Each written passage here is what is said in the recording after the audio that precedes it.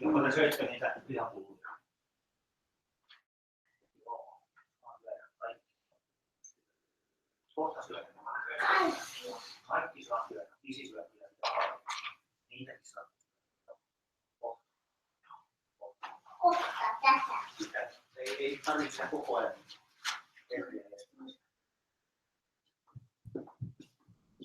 Millähän me saatais äänitestaa tehdä?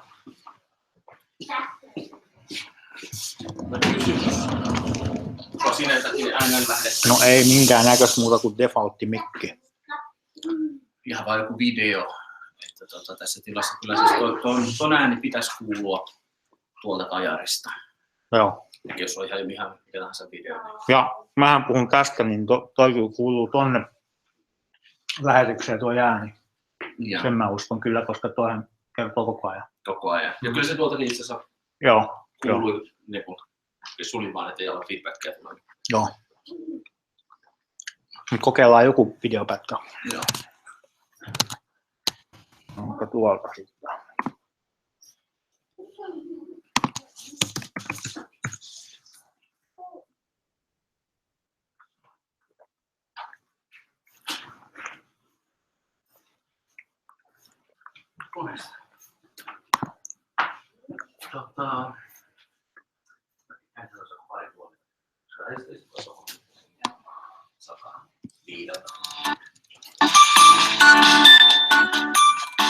Jättää tulee kyllä täältä.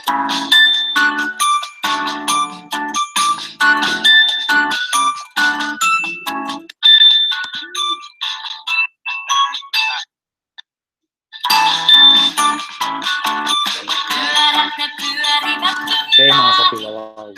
Ympäri ja ympäri. Pyörät ne pyörivät ympäri. Päivän. Pyörät ne pyörivät ympäri. Tähän sä lähtisit metsästään. Ja ympäri. Pyörät ne pyörivät ympäri. Yhtiät yhtivät. Liu, liu, liu. Liu, liu, liu. Ja liu. Yhtiät yhtivät. Liu, liu, liu. Ihan väärä yritys. Yhtiät yhtivät. Liu, liu, liu. Ja liu, liu, liu. Yhtiät yhtivät. Liu, liu, liu. Päivän. Korviset töötötti. Tööt, tööt, tööt. Tööt, tööt, tööt. Ja tööt, tööt, tööt. Torviset töötötti. Tööt, tööt, tööt. Mä uskon, että tää on tää Macin, se vaatii että 3 ja 4 aluetta tuossa.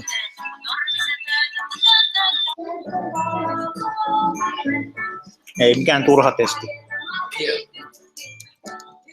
Joo, ja täältä. Joo. Mikä se on sama? Joo, se vetää sitä kautta. Joo. Selvä. Nyt se opiskelijoiden kanssa hetken aikaa. Joo, joo.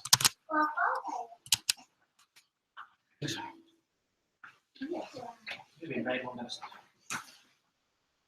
Saitte purkkiin ja mites opiskelijat, mites ne tekevät? Joku ne valmista. Niitä jossain kokonaisesti kirjoitustamaan niitä kontteita esille. Ja sitten vähän siinä yhdessä miten oli vain ne 2 ja oli kavereita ja oli samalla. Ja tuliko siitä jotakin uusia huomioita? No, mä kiinnitin huomiota siihen, että minä toimin hyvin se, että mä olin 200 siinä, että sain toisiltaan seppia ja vuosityssuhteiden, että se oli häiriötilanne myös. Joo. Mites siinä palautteen antaminen esiintymisestä, koska mehän ei näe sitä pelaamista jo myöhemmin. Niin sitten ei ole läsnä siinä niin paljon huomioon. Mites tietysti fiilissä, että pystyisikö sitä kertomaan siinä esiintymisellä? Kerrottiin jo siis siinä palautetta ja tässä mietittiin, miten sitten voisi niin. Ja se heti alkaa olla se fiilis, että tämä ei. Ja sitten se, että jos ei varmaan mitä niin kannattaa kertoa, niin sitten sanoa, että mä kokeilin se tuossa kyläneessä, niin sitten sä niinku huomaa, jos sun puhutaan liittää. Ja sitten myös tässä se vuorottelu, kun oli 2 tuntia, niin pystyi menemään aikaisesti sivuille entisessä sillä aikaa. Niin. Joo, se toimii erittäin hyvin, että sitten se on tuli kautta niin skarpin panee, että se paljon parantamaan takaisin. Okei, just, hyvä. Se oli selkeä vahvuus. Joo. Se tietysti menee hetken aikaa enemmän. Mutta paljon teillä meni suurin piirtein? No sanotte, että vaikka 1,5 tuntia. Meillä oli vain 2 minuuttia vähän löysästi, niin sitten oli se 1,5 tuntia. Just. Me ei mitenkään yritetty. Me ei yritetty aika helposti, että se varmaan sais kyllä niin kuin... Joo, tuntia sinne kyllä varmaan sais menee niin kuin ennäs parhaimmillaan. Okei, kuulostaa hyvältä. Mites muuten? Antsu jäänyt sitten pois. Se on varmaan hyvä, että hän ei selkeä päätöksen. Myöskin vähän itse asiassa sitä viestintäkanavan, eli sitten kai varmaan ratkaisee. Joo. Se poistuu siinä sitten myöskin kysymyksenä. Miten teemme se viestiminen sen Facebookin kautta sujunut? Osa viesteistä on tullut sähköpostissa. Onko se ollut sen takia, että on ollut Antsun mukaan? No, se ehkä enemmän semmoisia niin sitten täytyy päättää vähän, mitä halutaan. Mitä ei halua sähköpostilla saada. Yleensä on ollut vähän semmoisia jotain suurempia kokousmuistioita tai jotain, missä on kaikki. Siinä museossa sähköpostissa on tällä hetkellä sen verran hyvä, että siellä on efektiivisesti se kokousmuistio siellä sähköpostissa ja sitten ei mene sinne folderiin. Siellä folderissa nyt sitten voi olla myös niitä kommentteja. Nyt siellä katsoo vähän niin kuin 3. Kyllä, siis mä oon samaa mieltä. Me tehdään esimerkiksi kotismuistilla, kun meidän niin, sinne voi kommentoida ja siitä on... Täytyy tavallaan tietää, että tulee ilmeisesti hyvää pitää erikseen tässä sähköpostia. Mutta siis mulla ei ole liian epäisesti tavallaan pitäisi mennä sitten. Heti kun se on vähänkin semmoisen dokumentti, tai se on kommentti selkeästi dokumentissa, mutta se Drive on paras paikka sillä. Ja sitten jos tulee sellainen epäilys, että pelko, että ihmiset ei näe sitä tai persoonallista, niin sitten pannaan sen Facebookin kautta, että ei tuoda tommoinen. Tämä on sellainen mulle itselleen, olette selkeä että nykyinen. Mä en ole ihan jokaisessa sähköpostissa mukana.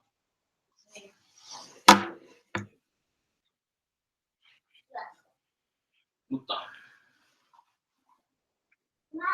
okei. Te mietitte tätä huomenna. Te näette täällä näin. Joo, onko se erikseen? Se erikoisilla on 3 valtaa tietysti. Ja te järjestyt, että me päästään huomenna. Se pitää saada niin hyvästi. Me voitaisiin keskustella just viestintäasioista. Ei sen tarvitse tehdä sen suurempaa vaan kuulemassa.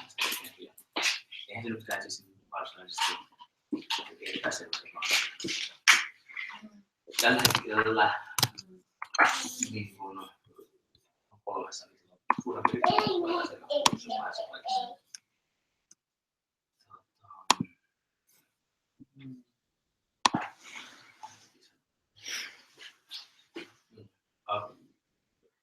Mä jäin ollaan UKK-instituutisena yksikön suunnittelupäivä. Ja itse asiassa niin,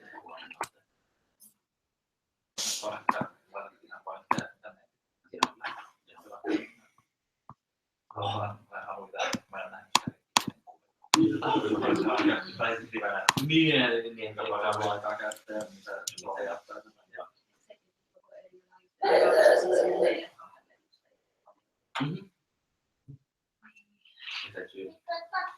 Mutta kun kerran on lähtemään ja hän kuitenkin päästä miettimiseenkin. Ja se ihan varmasti tulee.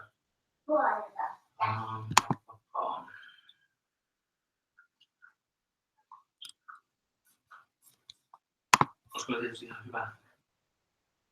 Kuulostaa ajatukseksi, että mikä se tuotettaja sitä viestintää viette eteenpäin. Voihan sitä laittaa dokkarinkin, varsinkin jos sitä huonosti sen tekemisessä, mitä päätetään päätöksen syntyy jotakin kirjaa ylös. Sitä vaan tiedoksille kautta.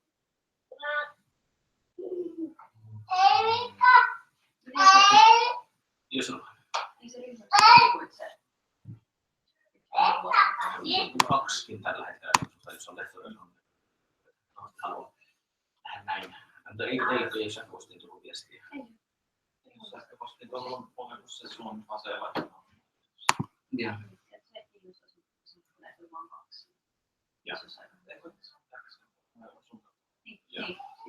Ja.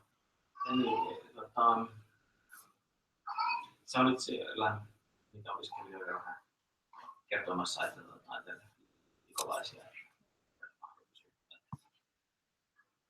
Sellaistahan tämä välistä on, että mahdollisuuksia on, mutta sitten ei vielä tarvita.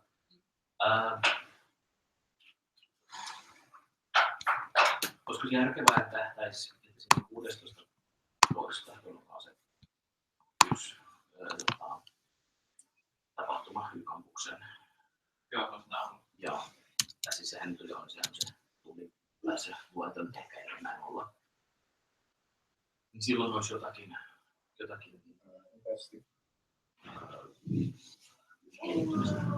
jos ei joku on siellä. Mä joka tapauksessa. Mietin, jos sulla on siellä 30 sekuntia aikaa kertoa, mistä on, tai minuuttia aikaa kertoa, tai 5 minuuttia aikaa kertoa. Ja niin.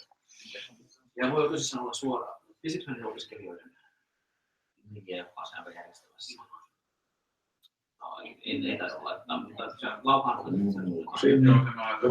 Ja siinä on pari myöskin opiskelijaa mukana. No silloin kunnossa. Mitäs?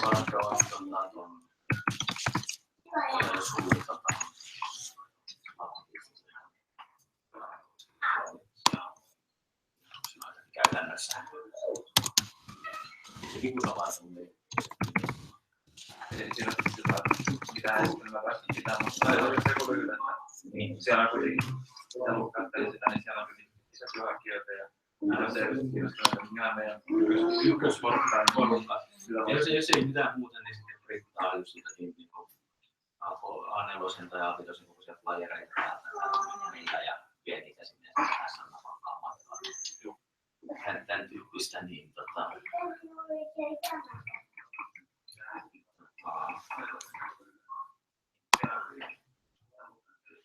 jos sitä ennen olisi vähän ajateltuna,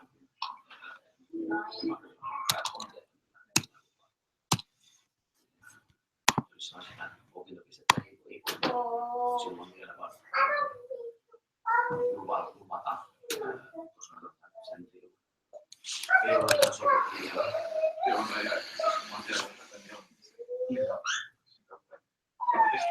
Niin, mä tarkoitan niille siis niille asiakkaille. Ei voi olla asiakkaille.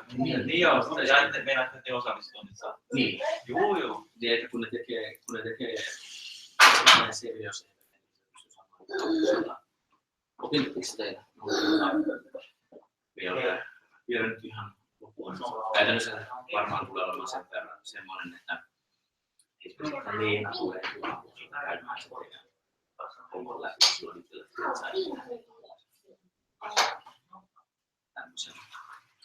Tämä nyt oli yksi ajatus, mutta eikä nyt se markkinointi on kuitenkin se.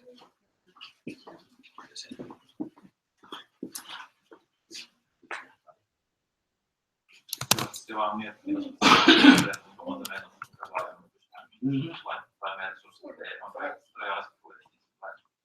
Joo. Sillä lailla, että se saadaan selviä sitä eri osallistumista. Pystytään sanoa, että tässä siinä päättelee, kuinka paljon me pystytään viikotasolla. Ja ehkä nyt sellainen tietenkin on tapaisuuksia, kun pystyy toimittamaan asioita. Mutta kyllä esimerkiksi sellaiseen tilaisuuteen olisi tullut jos ne haluaa lähteä sitten ja se pistää palvelun ynnäkistä, niin joilla on Niin, sinänsä voi sanoa sille porukalle, että varmasti mahtuu. Ainakaan nyt ei tällä markkinoilla, vaikka on aika monelle 10 opiskelijalle sanottu, niin ei pitäisi saada siis kun saa käyttää opintoaikaa tehdä sen itselleen videossa ja saa tukea siihen. Ne on keksit parempaa sitten mutta se ei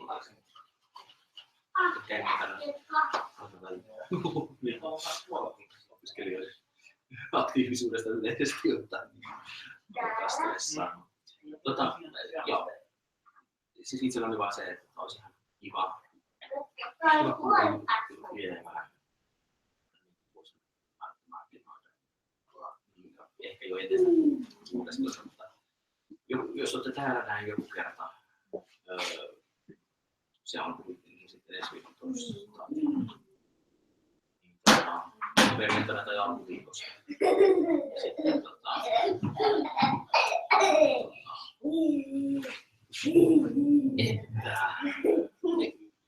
Ei joko koko porukkaan kanssa sitten työskennellä tai sitten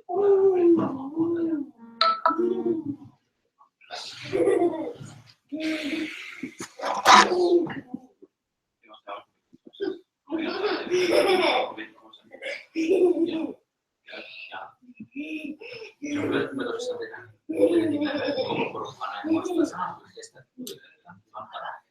myöskin saada loppuun tästä kuustamaan. Joo, siis tuohan mun mielestä kaikki niin. Mutta tähän kohtaan tarvitaan sitten Oletteko tähän mennessä pitänyt tuntukieltä? mulla on siellä voidaan tehdä, mutta se ei ole se ei ole niin kuin tällä hetkellä eroteltuna, mikä niin työvaiheessa. Osaatko kuitenkin osallistua jonkinlaisen arvouksen, mikä Susanna kokonaistuntimäärä on tiedossa, mutta siis sellainen ei ole kirjannut sitä nyt vielä. minkälaisen työtä? Morko vähän. Osa heitä tätä liikustata. aika lailla maantieteellinen.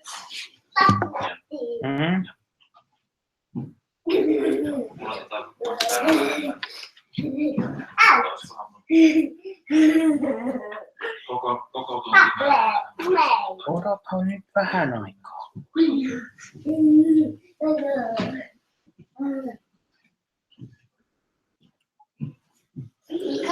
Okei, mulla ei ole varmistaa, että teillä on suurin piirtein tietysti edelleen.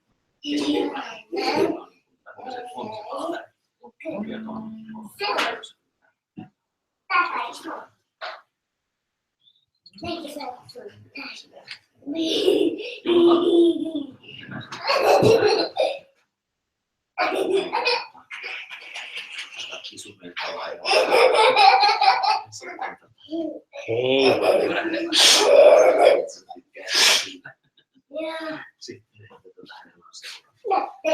Olisiko kysymyksiä? Tässä vaiheessa.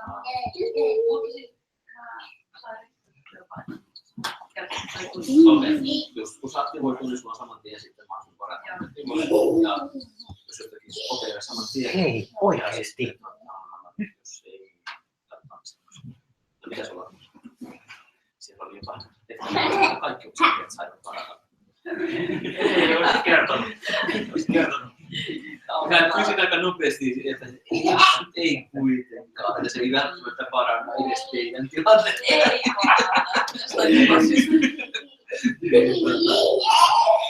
Okei, hei, hyvä. Ja tähän voi jossakin vaiheessa versio sitten. Mä kerron sitä omasta kokemuksesta syvänä. Tehdään miksellä tällainen. Mä en kerrottanut niistä mikä oli tää missä nähtiin olla energiaa. Nimettiin 3 eri tyylillä. Normaalisti se vähenee enemmän innostuneesta. Innostunut, kun kysyy näistä lopputuloksista erottaminen, mikä oli mikäkin. Se oli myös testi huomata. Siis oli ihan käsittämätöntä, kuinka vähän oli kontrolli. Ei ole mitään rekisteriä korkeammille. Vähän on kontrolli sen omaan esiintymiseen. Mä en tiedä, vanha comfortable niin yleisölle se sillä ihan mielelläänkin, kun on se, ei se sen ongelma. Mutta et se ei tule mitään kontrollia siihen, mitä tässä tulee ulos. Tulee vaan sillä niin kuin se tulee. Niin. Mitään näyttelijälahjoja siis ei ole. Mutta se kyllä niin eri tilanne olla oikeasti tässä on kamerana ja se toimii ihan eri asiat. Ja sitten kun vähän yritin siinä miettiä, että missä pitäisi tällä saisi itse yksilölle, jos mä puhuisin englanniksi, niin mulla itse asiassa olisi tottuneempi käyttämään vähän ilmakäämin enemmän eleitä, jos vähän äänenpainoja ja tällaisia. Mutta täytyy harjoitella enemmän. Okei. Hei, me nähdään sitten Esmin koululla todennäköisesti. Joo, pistä ja lopetetaan. Joo. Pistäkää vähän sitten ne pitää keskiviikkona sopia. Joo, okei, tämmöisiä kerrotaan. Mä otan niin vaan niitä näin kotona sitten. Joo. Moi moi! Moi moi!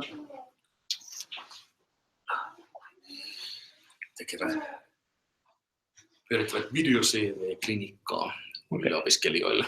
Eli että opiskelijat pääsee ohjatusti tekemään video-CVitä, jos haluavat työhakua varten.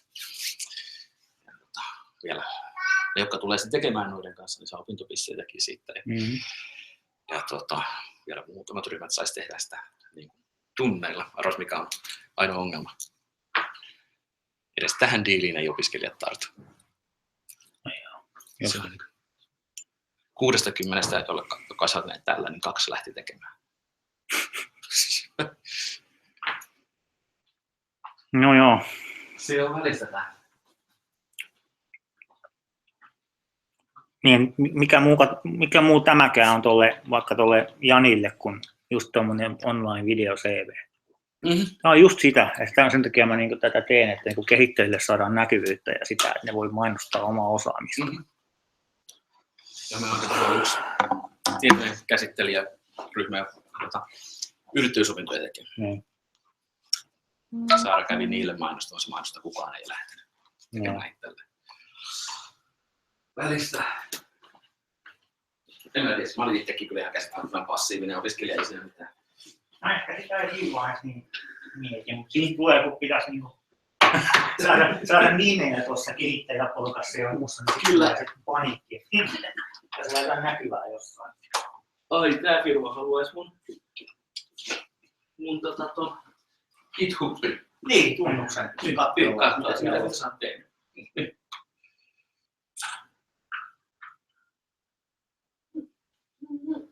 En tiedä.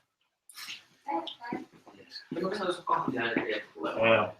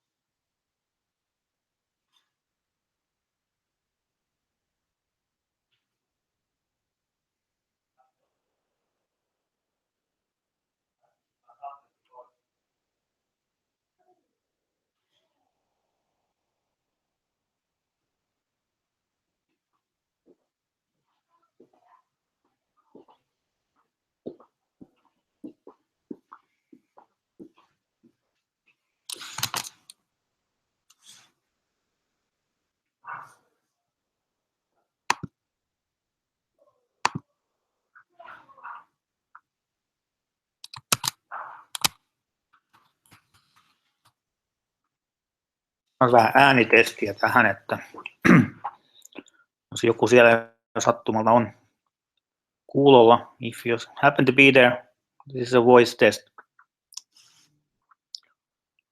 Let's see if you can hear us.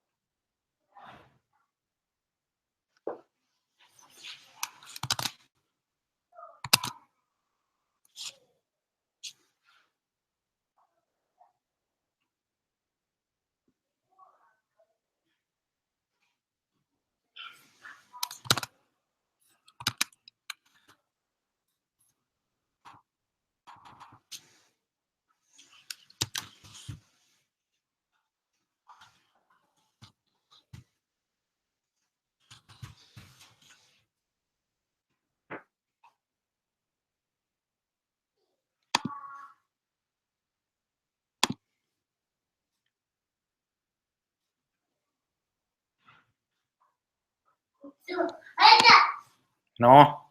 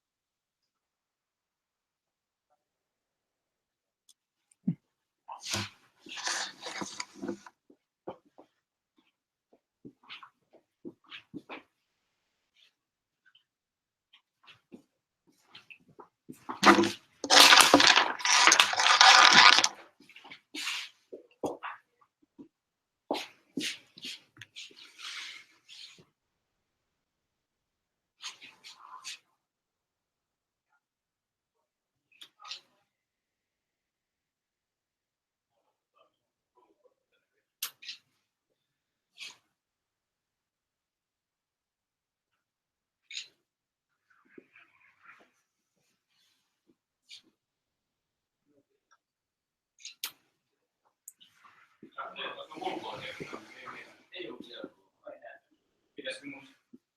Ei vaan se mikro. Mä varmaan. Selvä, joo, ei siinä mitään harjoittua. Meidän kuulostaa myös kuuma amma. Joo, kyllä ne juttuja joo, käännös.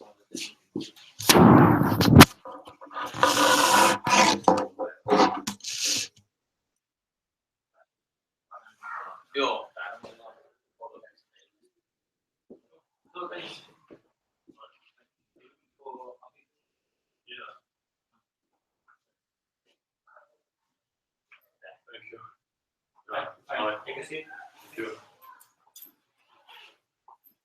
There's gonna be coffee and tea pretty soon. Okay. If you like.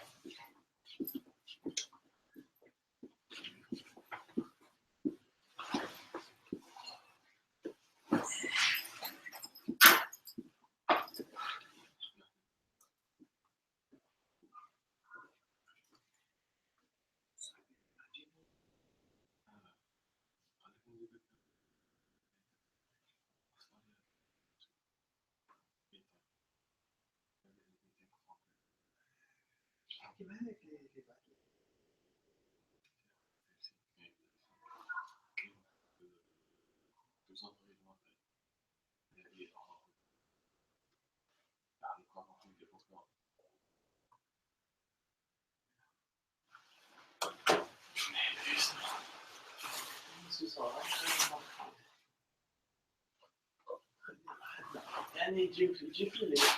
Nou ja, dat is leuk hoor. Dat is wat? Wat is er met je gedaan? Nou dan. Je mag niet doen. Dat was staan. Het samen doen. Gaan op je. Het is Ja, ik dacht. Tää on liikan pitkä. Joo. Ollaan ne kaikki mukaan.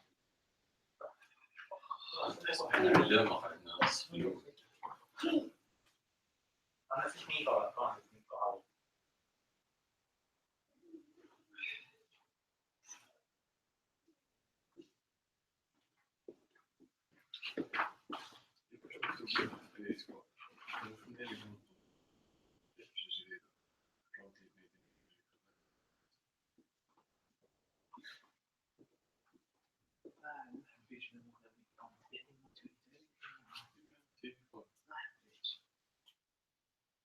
Je mets des numéros de téléphone quelque part. Nee.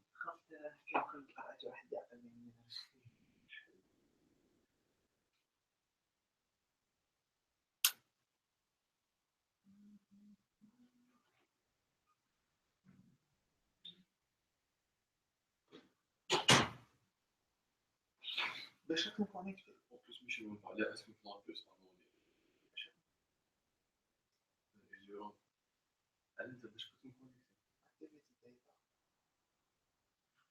l'application sur les vidéos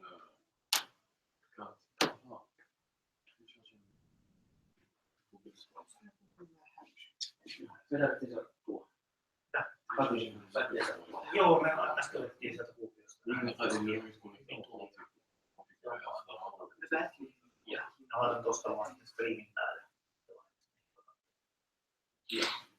Se menee eri äänitykseen. Mä voisin tehdä editoida sen.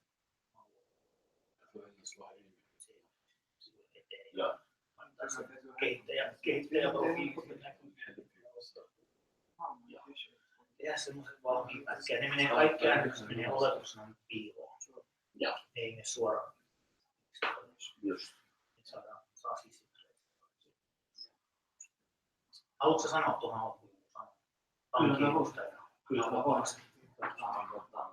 Tilojen tarjoajana. Sanoa, että tulee missä ja mietitään. Ja.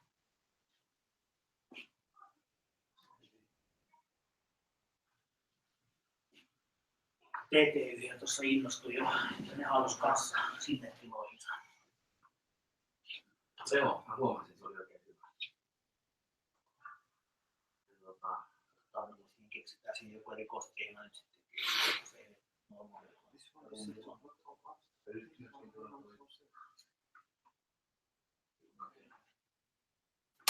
Se on periaatteessa tällainen, että se TT koko dataa loppuja. Se lähdetään nyt vähän eteenpäin. Mä oon sen mitäs sen sekauden mikä väitti.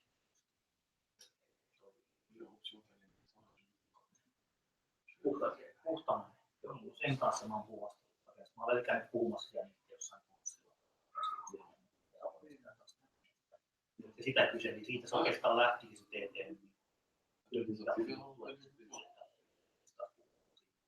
Se menee samantiin tähän sarjaan. Joo. Saadaan sisältöä tällekin portaalle.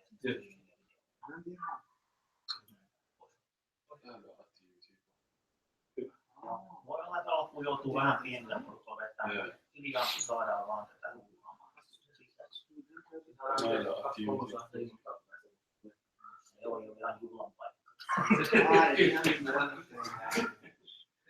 Jokuhan se ilmoitti, että tulee vartin myöhässä.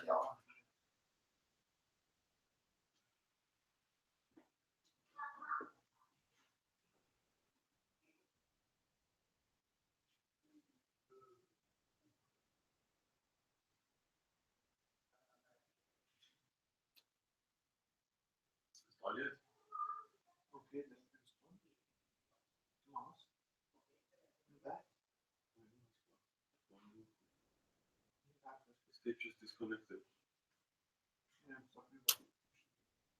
Anna högre bestämmelser faller. Men det är mest fint.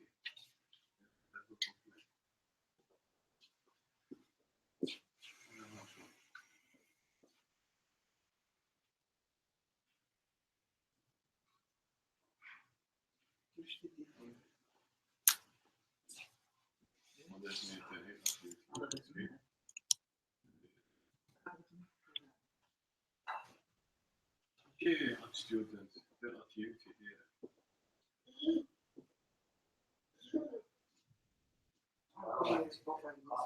Mitä adress miettiä? Älä mene tuolla.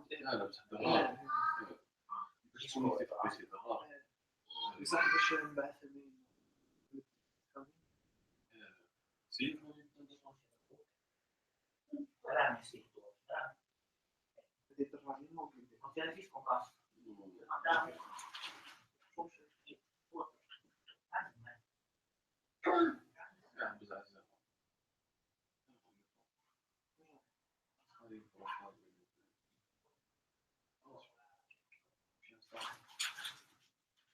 Ai sä olet kaikki mukaan? No joo. Se primi profile yleensä.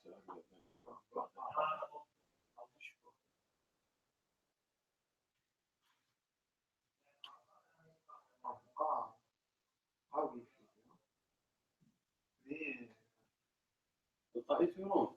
Yeah, fine. If you're wrong.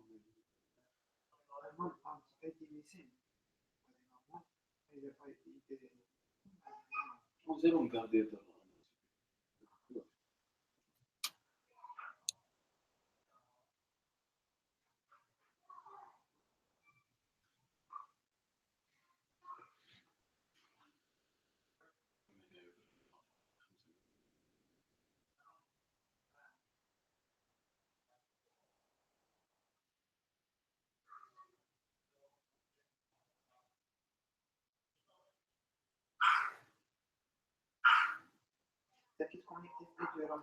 شو البروفايل النيم تاعك؟ شوف هنا بروفايل شو البروفايل النيم؟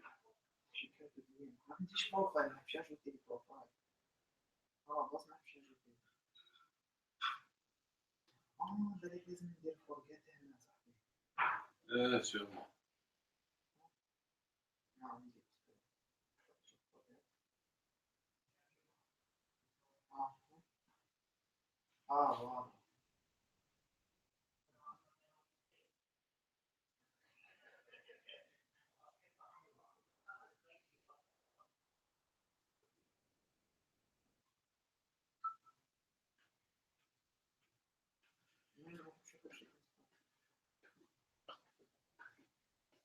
Can you guys tea or coffee?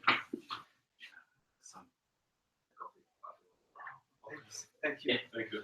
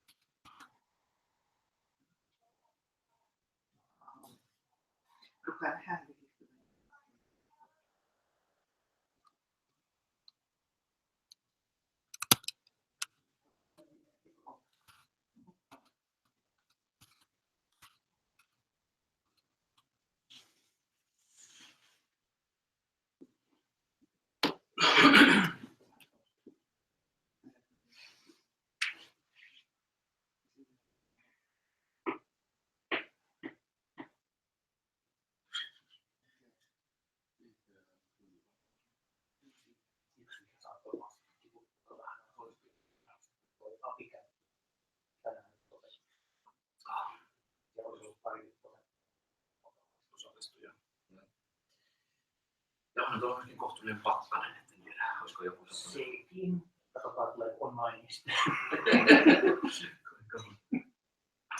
Yes, after all. You found it. Jussi.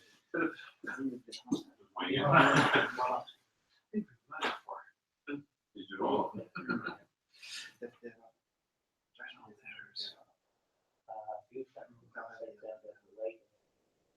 أنا تيجي شارجها بلاي ستور على كل حتة If we get 10, that's a big success. And we're halfway there. I have 2 extra participants in the kitchen. We count them as well. The kids? Yeah, 1.5 years and 4 years. Yours? Yeah. Oh. Wife is sleeping because she's going to do a night shift. Oh. I have to take them. So, what's the names? Niikka, Katarina. Nice. Yes, no free time. And there's coffee. It's coffee and tea in the كنا نطلع مية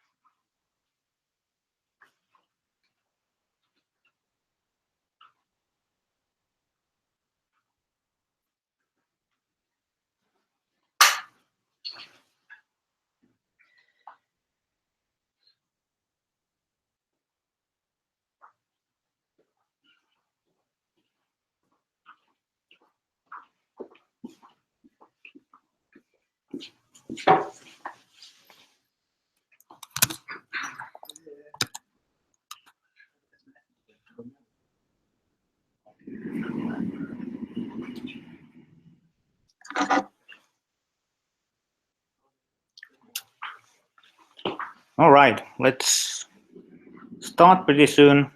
It's 5 o'clock in my computer already, and give some time for the 3 viewers at the moment online. So let's see if that comes up at some point. All right. Online as in there is a webcam somewhere as well? Or Sorry? online as there is a webcam somewhere? Or I'm broadcasting the view from here. So no faces at the moment, just the content itself. So that was the sort of middle way at the moment. Let's see if we can actually organize a nice HD video cam at some meetup eventually.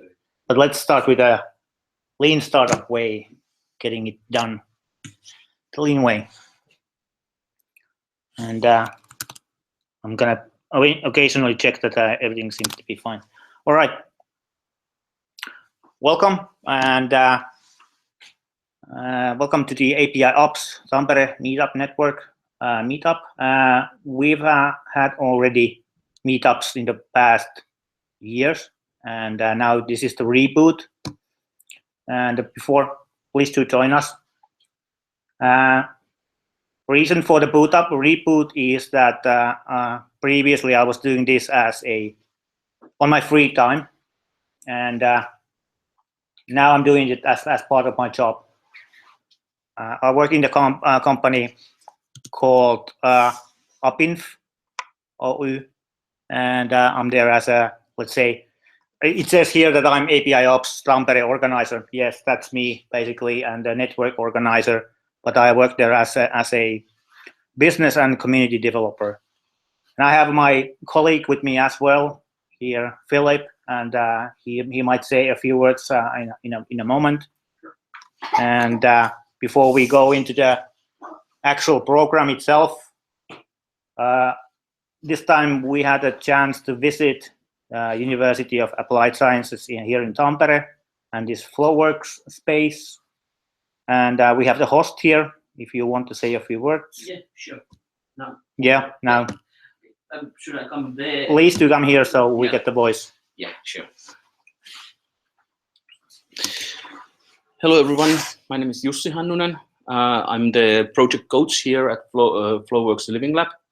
And this is the space, the project space for Flowworks Living Lab. What we do here is we do a project with students to develop different parts of TAMK organization.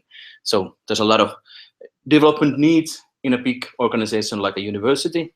So we try to turn those development needs into learning opportunities for students and staff, and do practical projects as part of the student studies to develop our services, products, educational content, and stuff like that. I'm the project coach for most of the projects and run this space. And so you're most welcome to come here. In terms of being interested in this meetup, TAMK and other universities in Tampere are super interested in open data, different types of APIs, different types of data use. People are talking platforms, ecosystems, and it seems that there's a nice buzz going on around these organizations about doing something that might be very interesting for this group going forward. But now I'm just providing, for this meeting, I'm just providing the space and the coffee.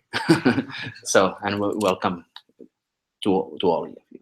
And I will offer also coffee and tea opportunity right now also, again, if you want to.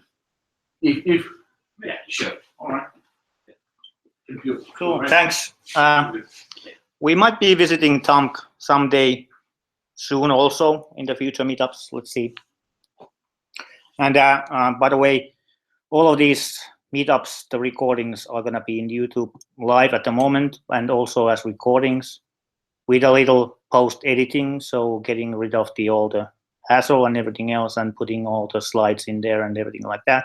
But eventually those will be there in the APIOps channel in YouTube, and also accessible from apisuomi.fi/webinars. There's a listing about all these recordings eventually. Yeah, as I mentioned, my name is Jarkko Moilanen. You can find me in Twitter, Kyyperi. Don't ask me where it came from. It's a long story. I'll tell it another time.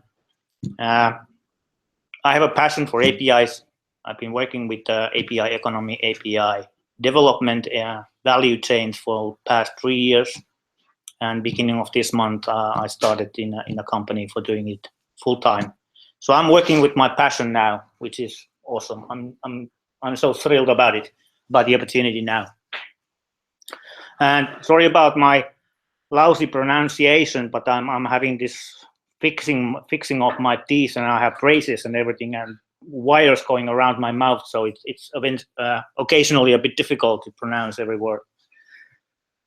And that's why I have my colleague here as well to fill in the details and everything else. So if you would say a few words about you right now, so before we go into the content and everything else.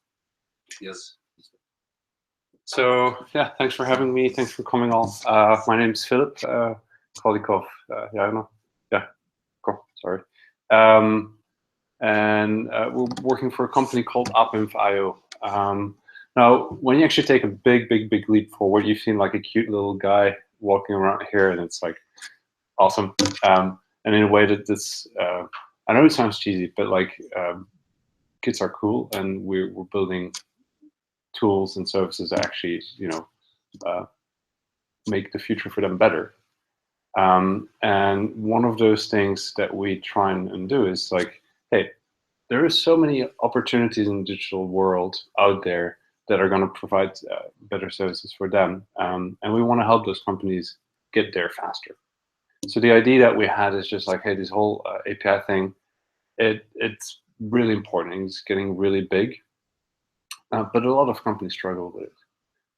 We try and make that just a lot simpler. So that those companies, they can concentrate on making awesome future for those kids that we have, and they can just do what they're good at. And we take a big chunk of their work out of their hands. Now, the one awesome thing here with APIOps that I really like is it's not just like we're doing this and it's commercializing, but there's also a whole open development philosophy behind it.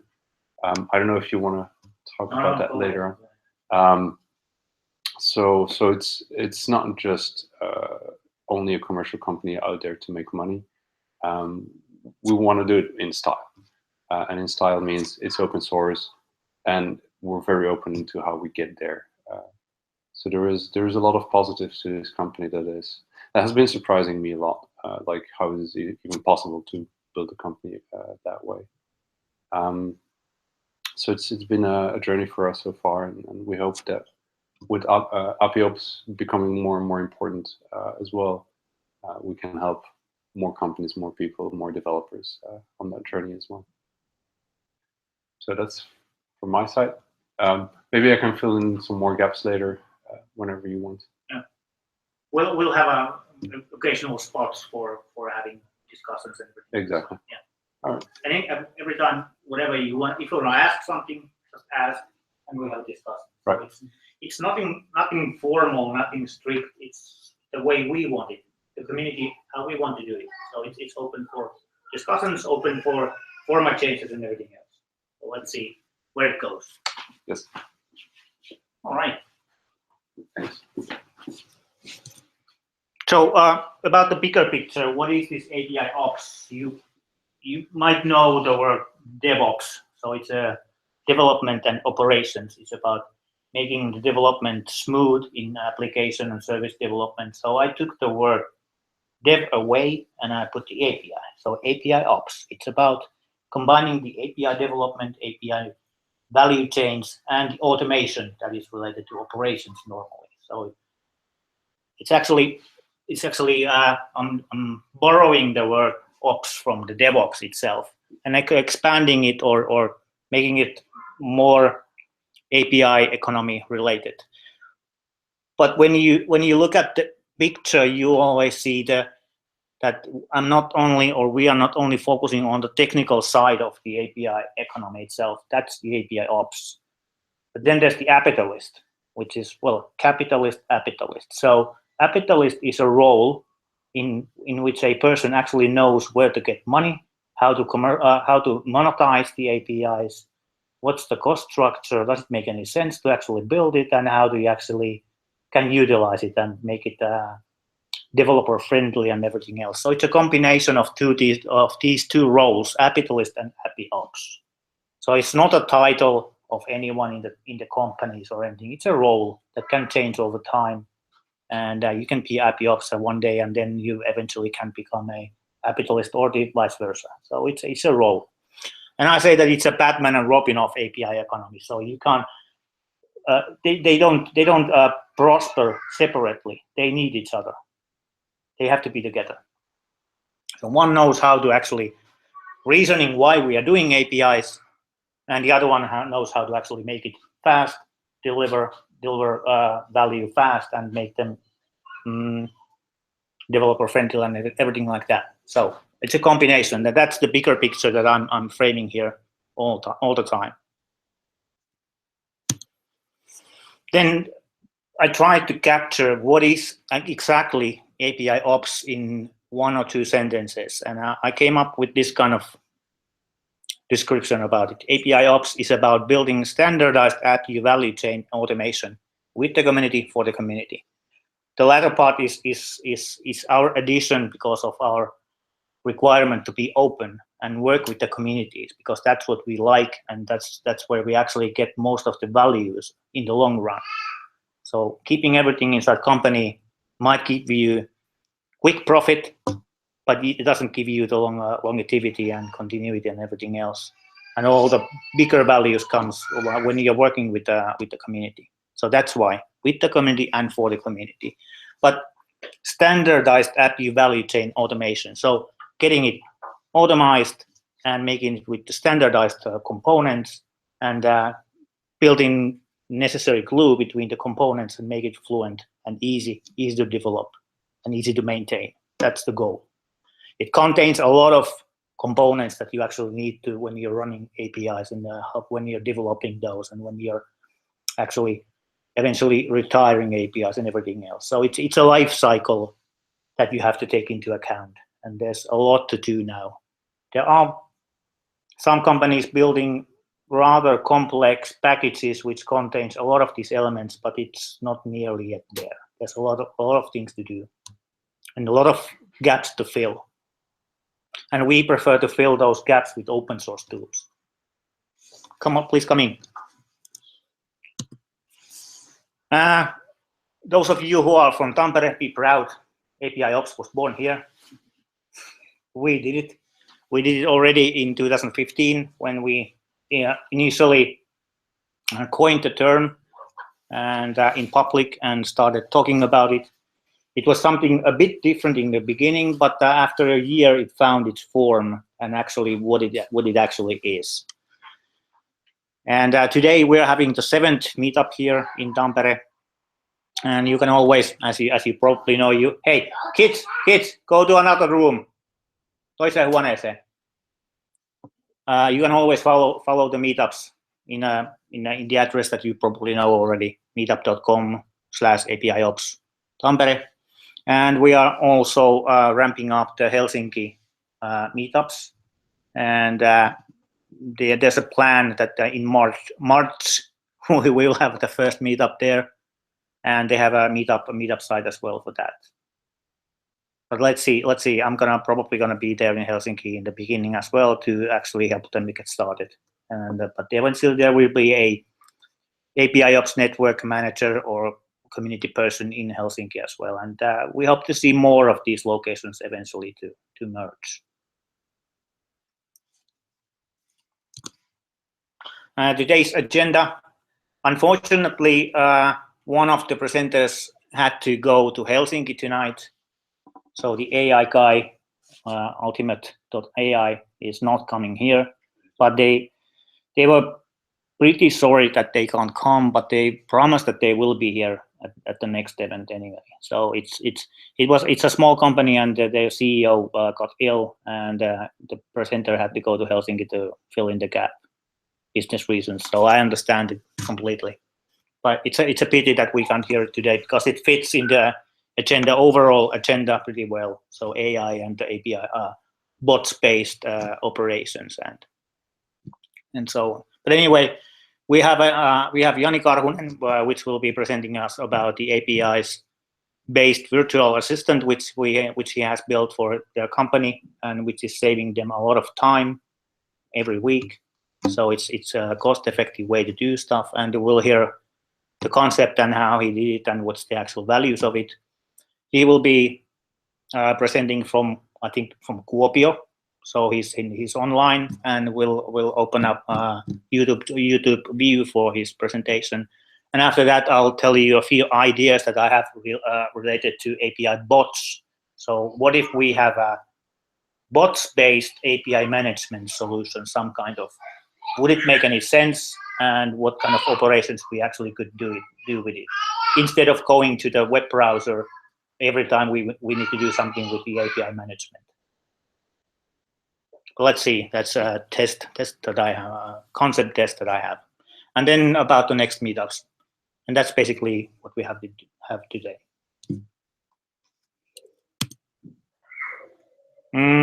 Yeah, as I mentioned, if there aren't any questions. By the way, we have toilets somewhere if you need, probably over there.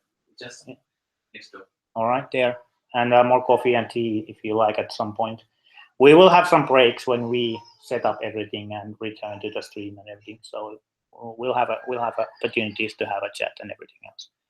But anyway, Jani is the first presenter, and if you want to know more about him, just go to janikarhunen.fi, and in Twitter you'll find him with that handle, Jani Karh, and his expertise is data engineering and chatbots and automation. And as it became obvious, he's in Eastern Finland. He's an Eastern Finland expert in APIs, and a long-term friend of mine. And let's see if we can actually get him online here. Just a sec.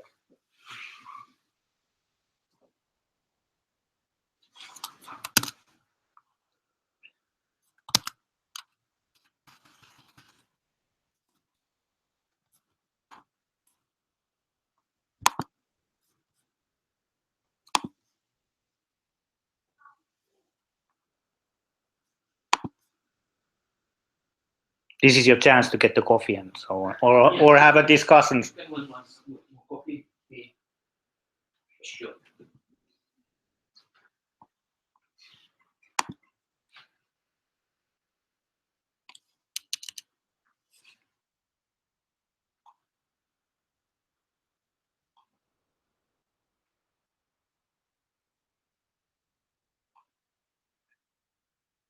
This is your chance to get the coffee, or have a discussion.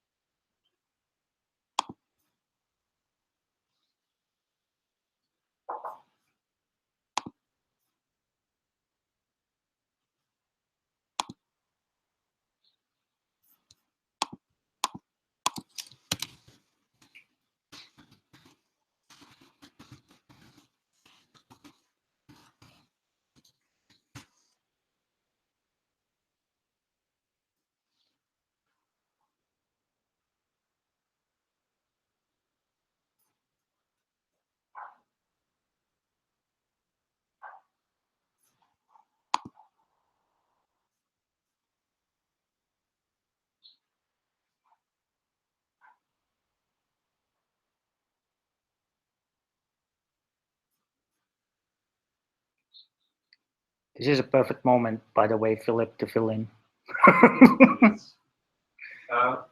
Maybe just a very quick, sorry everyone's like, smartphones, including me, a quick roundtable, like what are you guys doing here, what's your interests, why you're all here?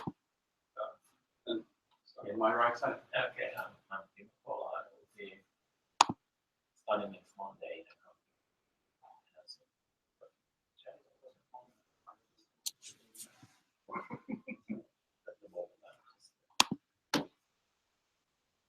I'm just Yeah, so it's a chatbot. yeah, yeah.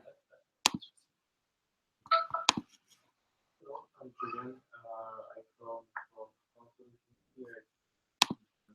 Years. Here and I open my own company. Great services for education sector mainly, and I'm here because I want to discover more about it. That's all.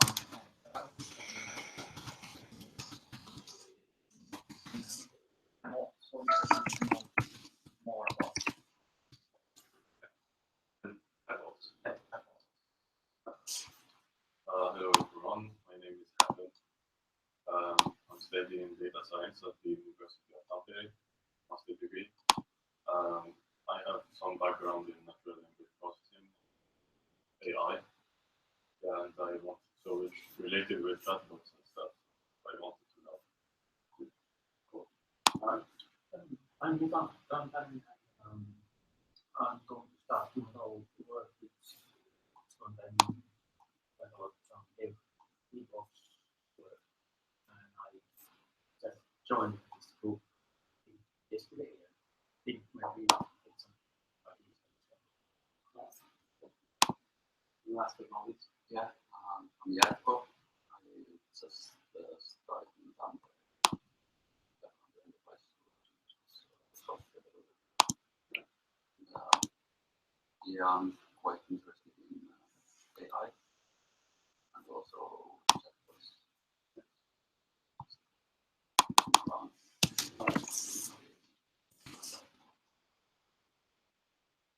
I don't know if you're any interest in APIs or Yeah, yeah, I am. That's it. A few people have spoken on project space here. We are working on actually the faculty at has sort of realized the chatbot part. So they are coming up with ideas. And part of the way we put those ideas into practice, so we are actually building projects, building development projects, research projects that relate to conversational interfaces, how those might be related to education, but like the chatbot presence for teacher, things like that. Nothing on the level of food or money. So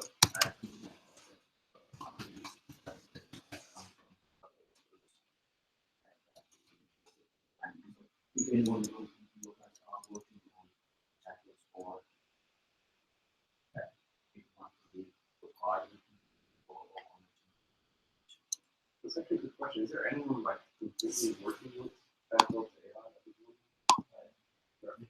Yeah, how's that going? Actually, I'm starting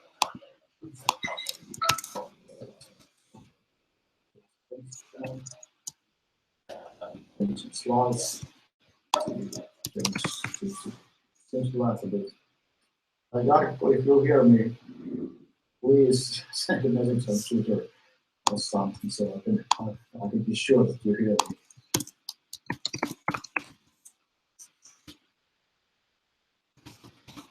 I think so. Yeah. But you said something about company that you're working there doing. yeah, it's of that one is 15 minutes in the future. Protocol users we have captured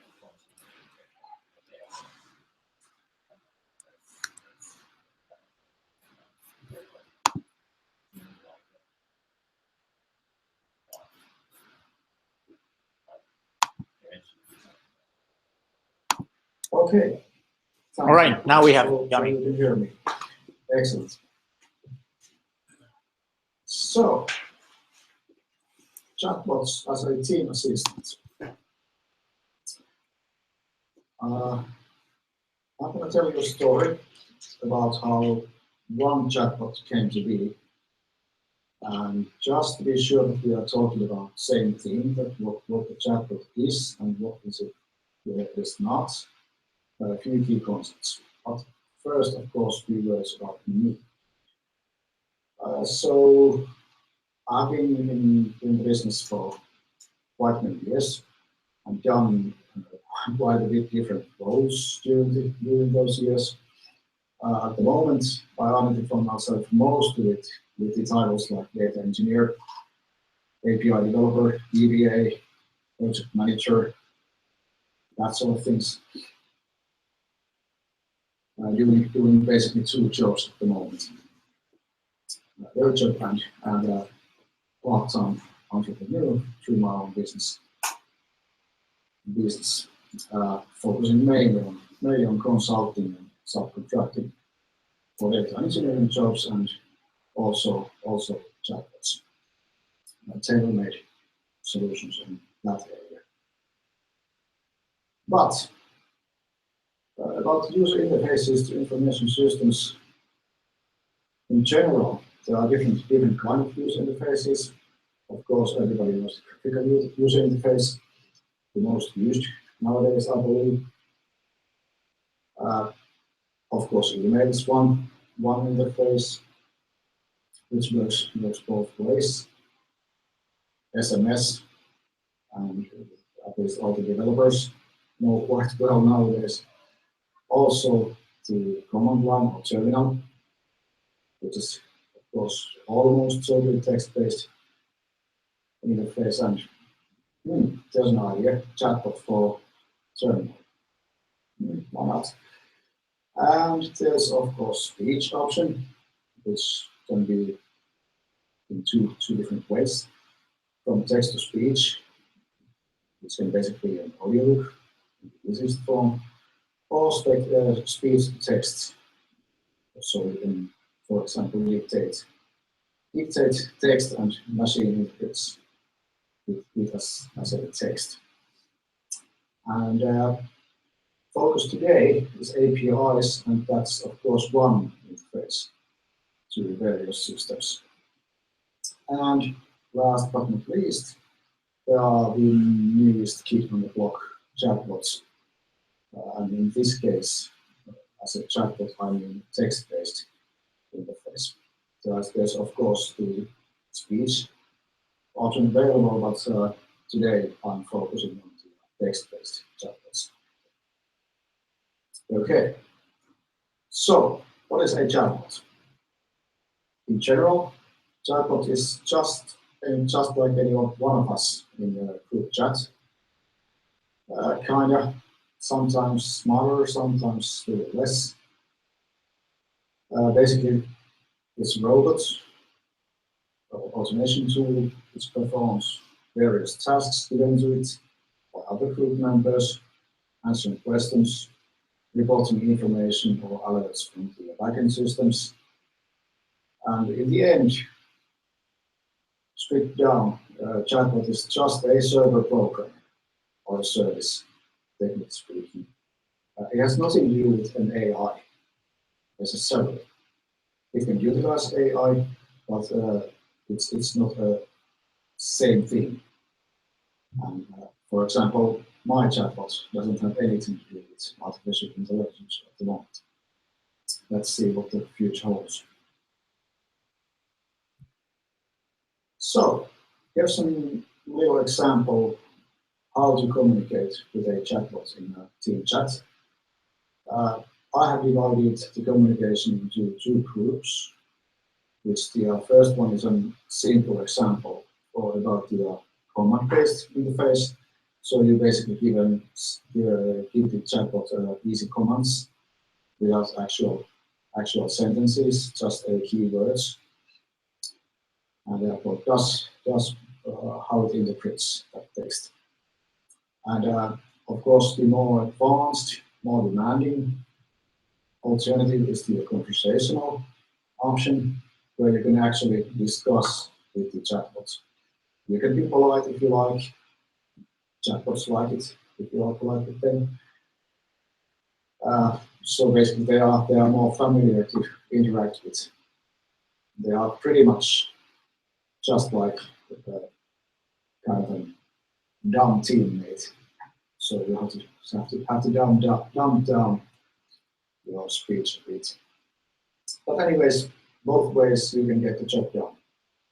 The first one is much easier to implement. How does this whole chatbot thing look like as a systems architecture point of view?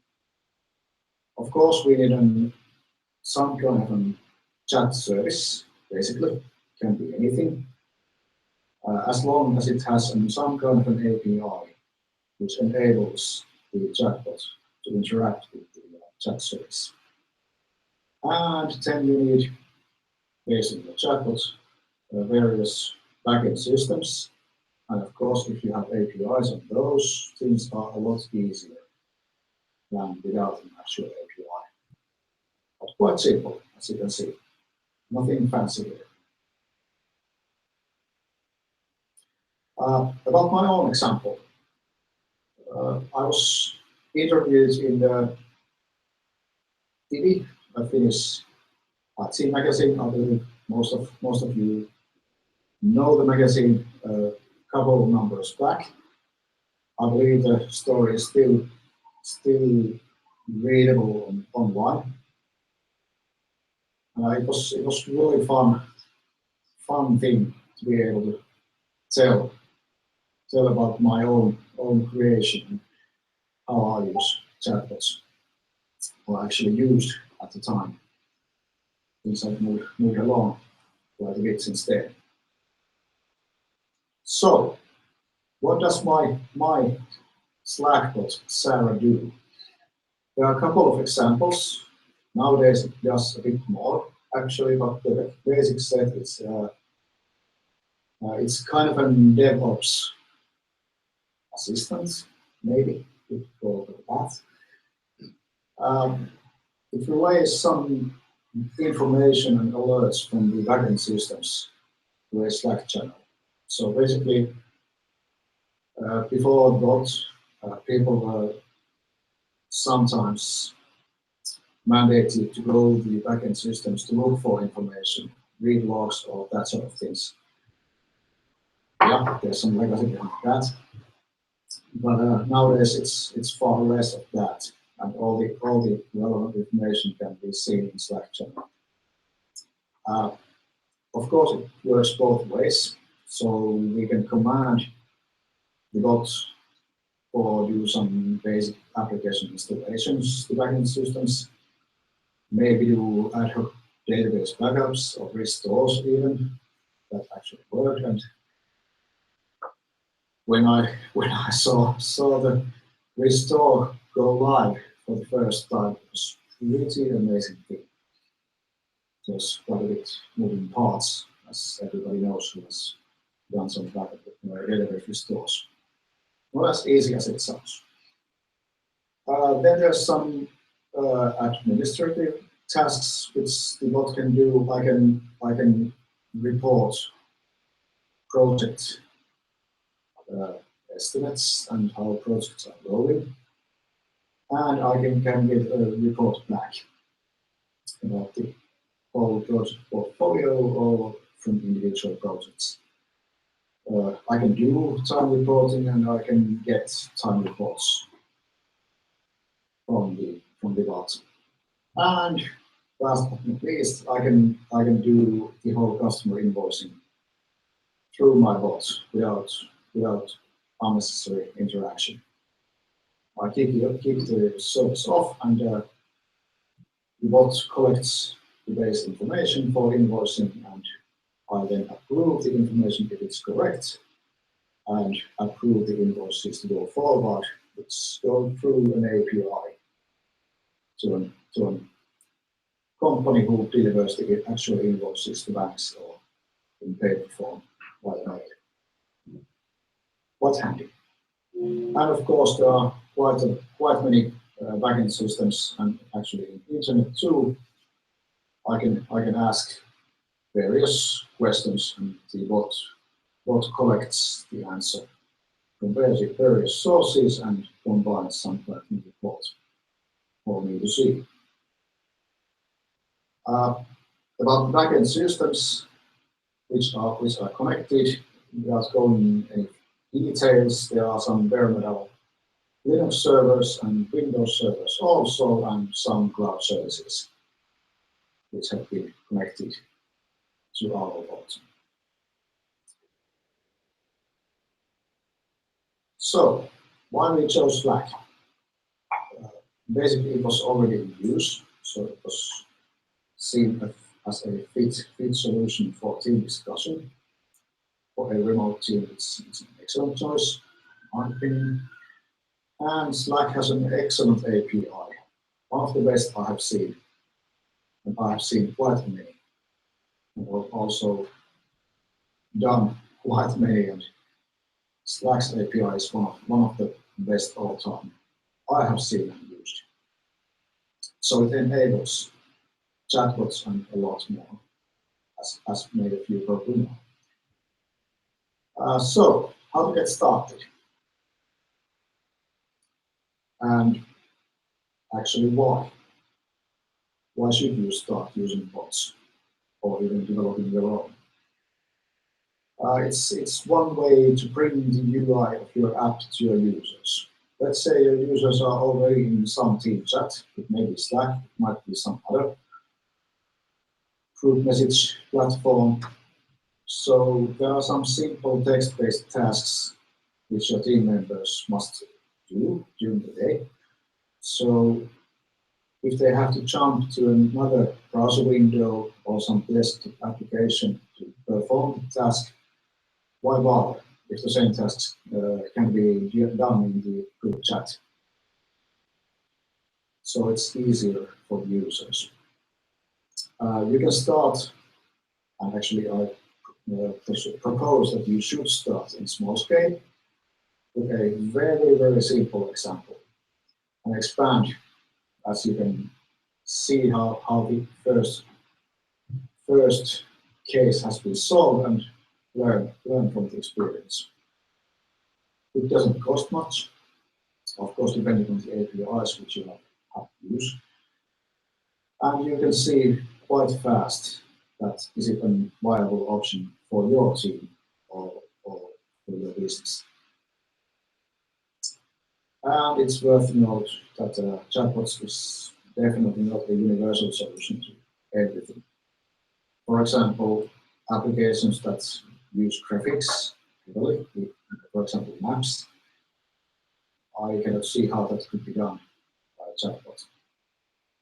And complicated tasks which have a lot of thinking to do. As everybody knows, they are really hard for a machine to complete. So I will start with those. And any task that doesn't feel natural to do in text form. So if some tasks are easier to draw or speak or do in some other way, don't try to push it forcefully to a text form. It's probably not going to work.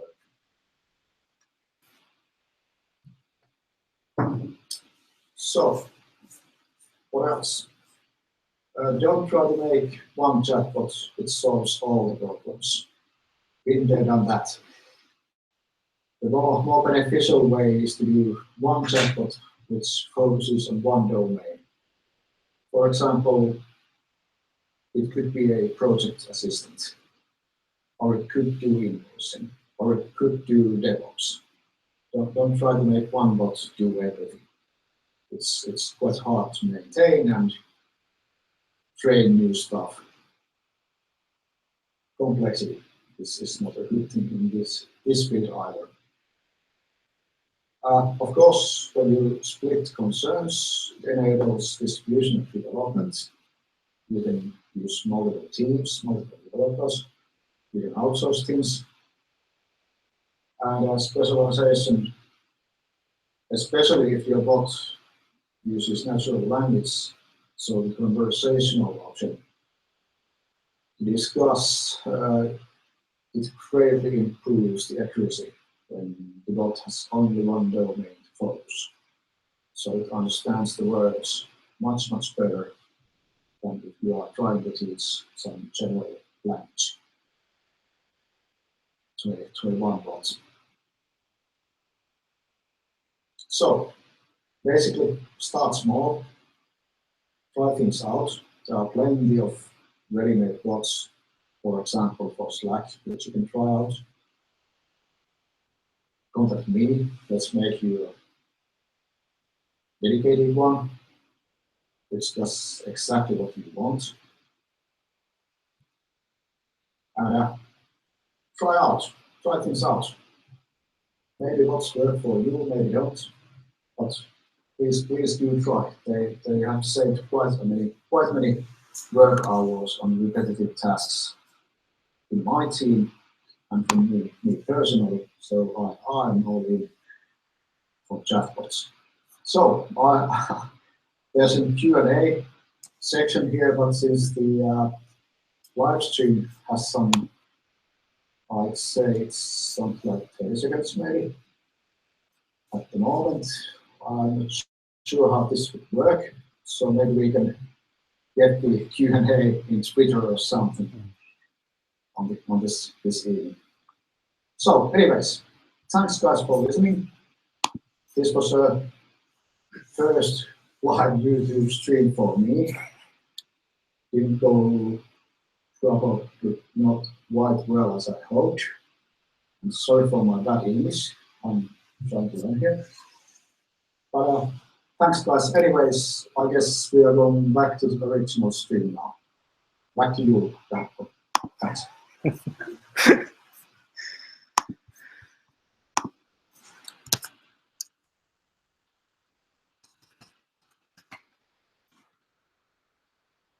Yes, we are back on the normal stream now. Thanks, Jani, if you can hear us, and your English is better than mine.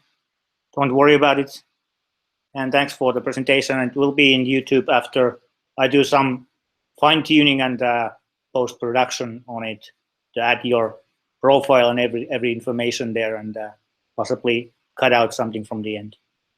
Anyway, if you have questions to Jani, please do contact him, for example, via the Twitter, as he said, Jani Kar. And if you plan to do something with the bots, he's an expert that you might want to at least hire for a moment to get your stuff going on faster than learning everything from the scratch. So Jani Karhunen.fi is the person to discuss about bots. Any thoughts about the bots in general in the audience? Is this one of you is going to work in a company working with the bots, but is this chatbot based economy new to the rest of you, or are you planning to do bots anyway, every one of you? Well, I'll find out. So what I'm actually intrigued by, and I have the same with VR, is kind of like you try it and it's a cool tech demo. And then you try it again as a cool tech demo, and you might show it to a friend, like with chatbots. So far, personally, I haven't felt like this is solving things that, for me, like I'm going to save time or I can do things better. It doesn't mean I don't believe in it. It's just I haven't seen it happen for me personally. Maybe people have similar or different experiences. I hope, especially for you. I think the stuff in Slack works quite well. When you can add it to your workflow, basically you don't need to lift your head up from what you're working. You can just go there, do whatever there is, and come back. Slack has quite an extensive collection of all kinds of stuff.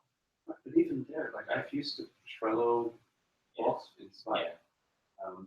And I'd rather still use Trello because it's designed for the way it. I've seen, for instance, already a couple of years ago, or like 2 or 3 years ago, back then the sales like Drive or Drive or something like that. The Microsoft. And I don't know whether it's much, but anyways, it was like the tool was on the channel with all the salespeople. So they had a sales pipeline chat, which was pretty. Everyone knew where the status is on each of the organizations, and I think cases like that are really very and well, Yanni had the example of our reporting hours. It's like you can set it up to ask you at 7 p.m. or hey, what hours for this day? That's something like this. Yeah. And it would definitely improve the quality of data. What their hours. That's me. We got into a couple of things that we were thinking where we felt that chatbots might be relevant to solving the thinking. The example is from a project that has sort of stalled. It's not active, so I can talk about it. But there's a fairly big operations like that involve discussions. 5,000 students of healthcare going to internships. There's 5,000 discussions going on. Yes. And we have very limited resources for guidance, and we want to use those as effectively as possible. We don't want the people, the teachers, spending their time in instructions how to use chat. How about chat does that? So there's a chatbot welcoming the students. Maybe the chatbot is also able to guide the work person work life that interest that they are talking with. So the onboarding. Onboarding, yeah. And that would in effect double our guidance resource if the tool itself could guide the use. And at the moment, the process involves a lot of paperwork, on actual paper. So if we could bring that on board with the tool, so that sort of formal goals would be handled in the same context. And it's a sort of about presence and having the start of the discussion in a chat. So they don't start the discussion in some other form. And then to be like call the teacher. So everything is handled. So that we thought that would be chat. And basically because it looks like we were going to be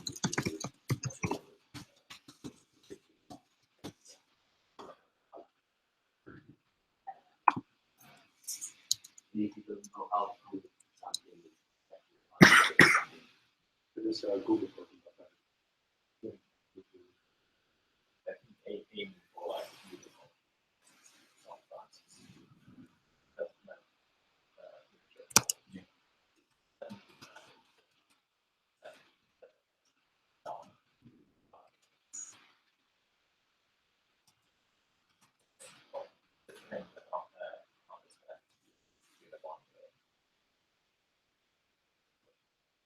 Sometimes it feels like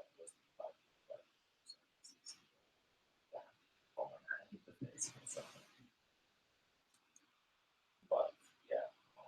Isn't that the whole thing? Like, we sometimes, because I also, have programs, so like, you know, all the commands after a while. Your example, the onboarding, typically now it's on the PowerPoint we did. If there's physical paperwork, transforming that into a web format somewhere online is already a step. But you still get this layer around where the web type of sentence.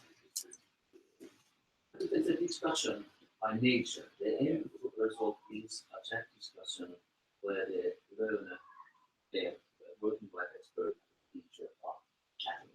And it's something that you use already. Something you already have, you only, it's basically following the hype that discussion. And it's an asynchronous discussion. We'll come back to it. So, But basically, actually, so I agree that this has to be a natural use for chat. So, not everything is like you mentioned here that if you want to live match or a game or maybe a live location for you all the time, it doesn't necessarily need to just. Maybe while Jakob goes and check, we haven't heard, because we're kind of high Yeah, on the yeah, discussion. We haven't heard from the other. Well, I think that chatbots can be really useful when starting with a new product.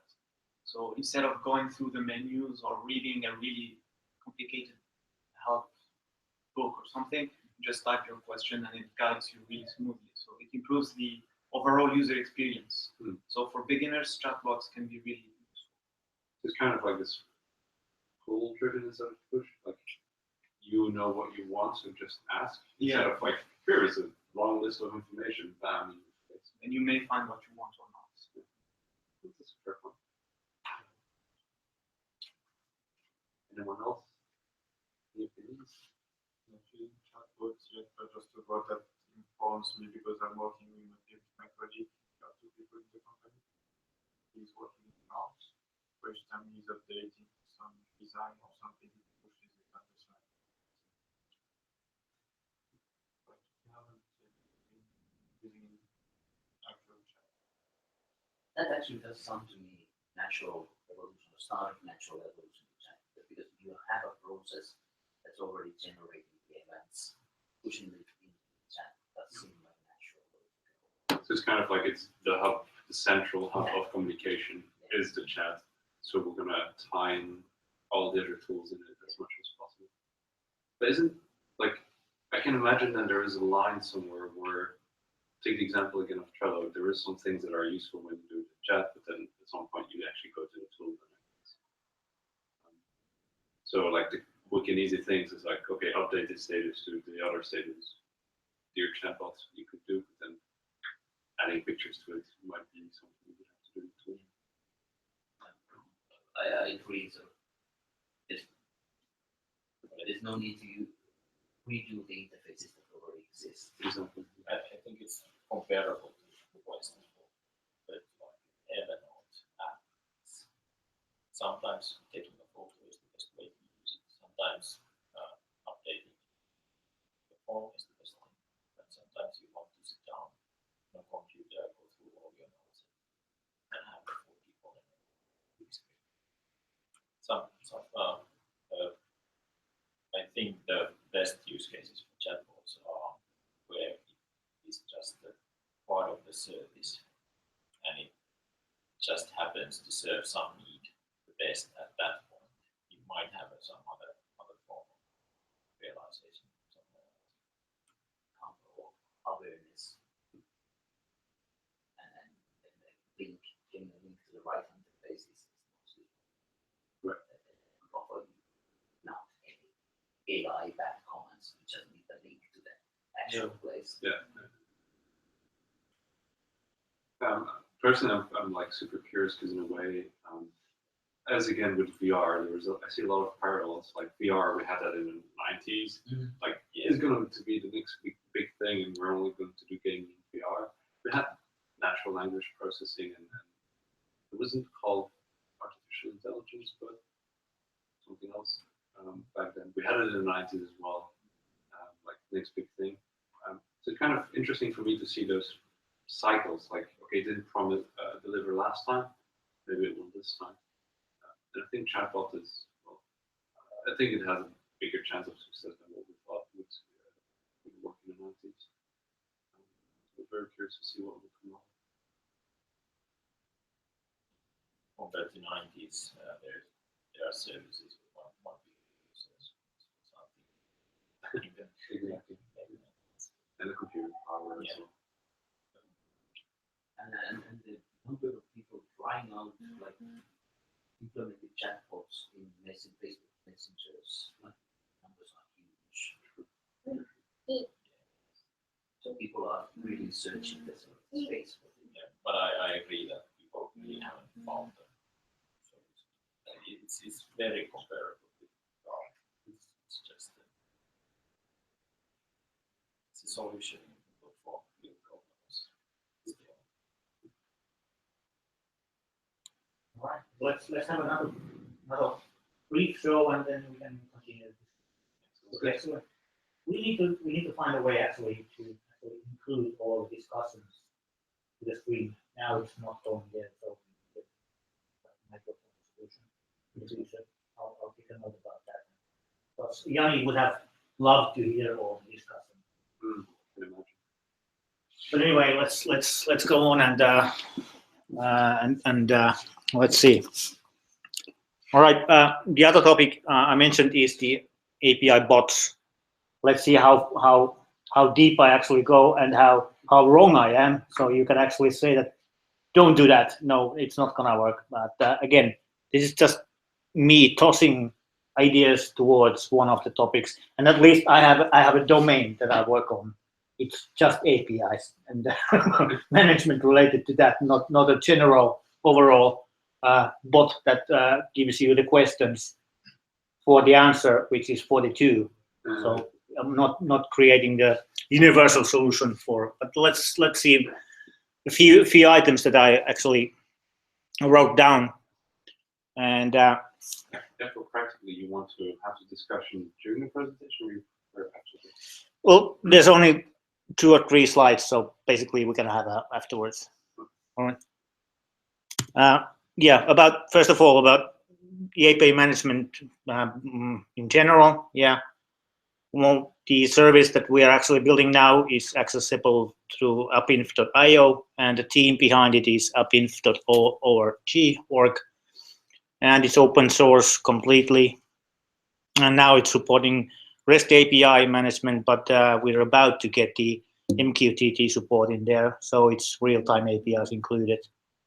Having a MQTT broker somewhere, and then we have the REST APIs to actually manage the users in the MQTT broker and everything else. So it's pretty near there.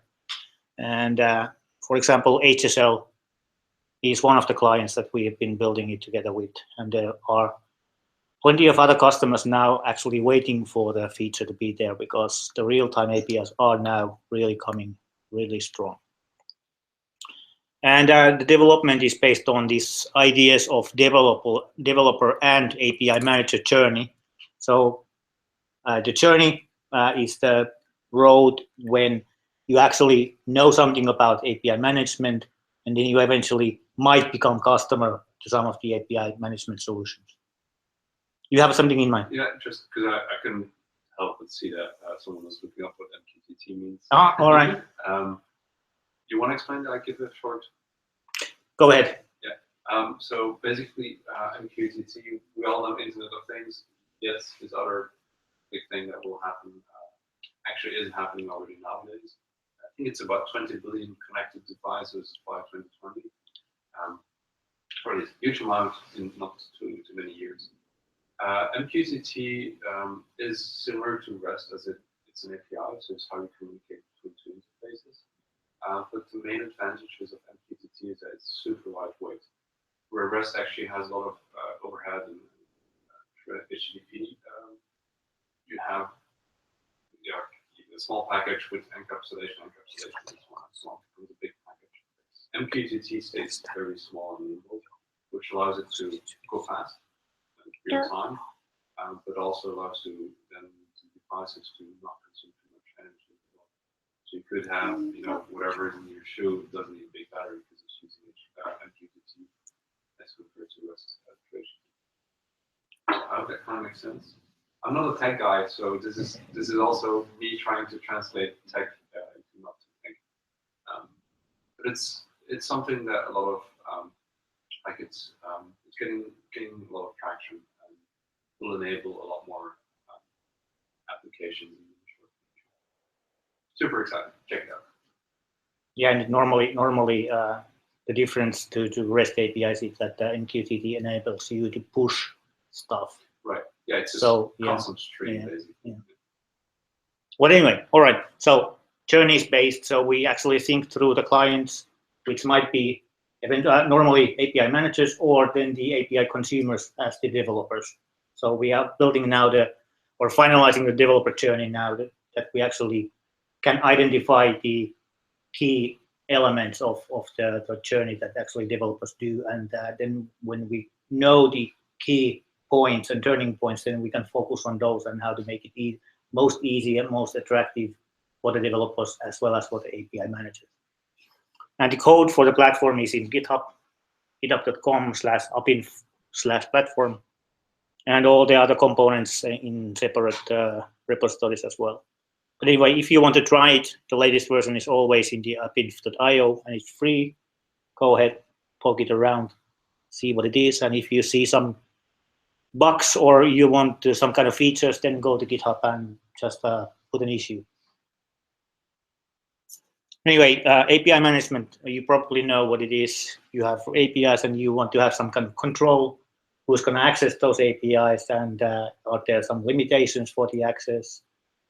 Do you want to have some kind of caching or not? And so on. So and normally it's a catalog as well for the API. So you can actually, you have one point to actually list a lot of APIs from different providers, and you actually can have one user account to actually take multiple APIs into use. So it makes the developer's life easier, but it also makes the company's life easier if you can centralize the API management itself. And there's a lot of different benefits for having API management, but that's beside the point now. So that's basically enough for it. So what I would like to do is so there's a lot of tasks related to managing the APIs itself, and that's one point that I would like to automate somehow and make it easier for the API managers to operate. As it was mentioned, if they operate, for example, daily in Slack with a team, they now they need to go to another window to operate on the API management itself.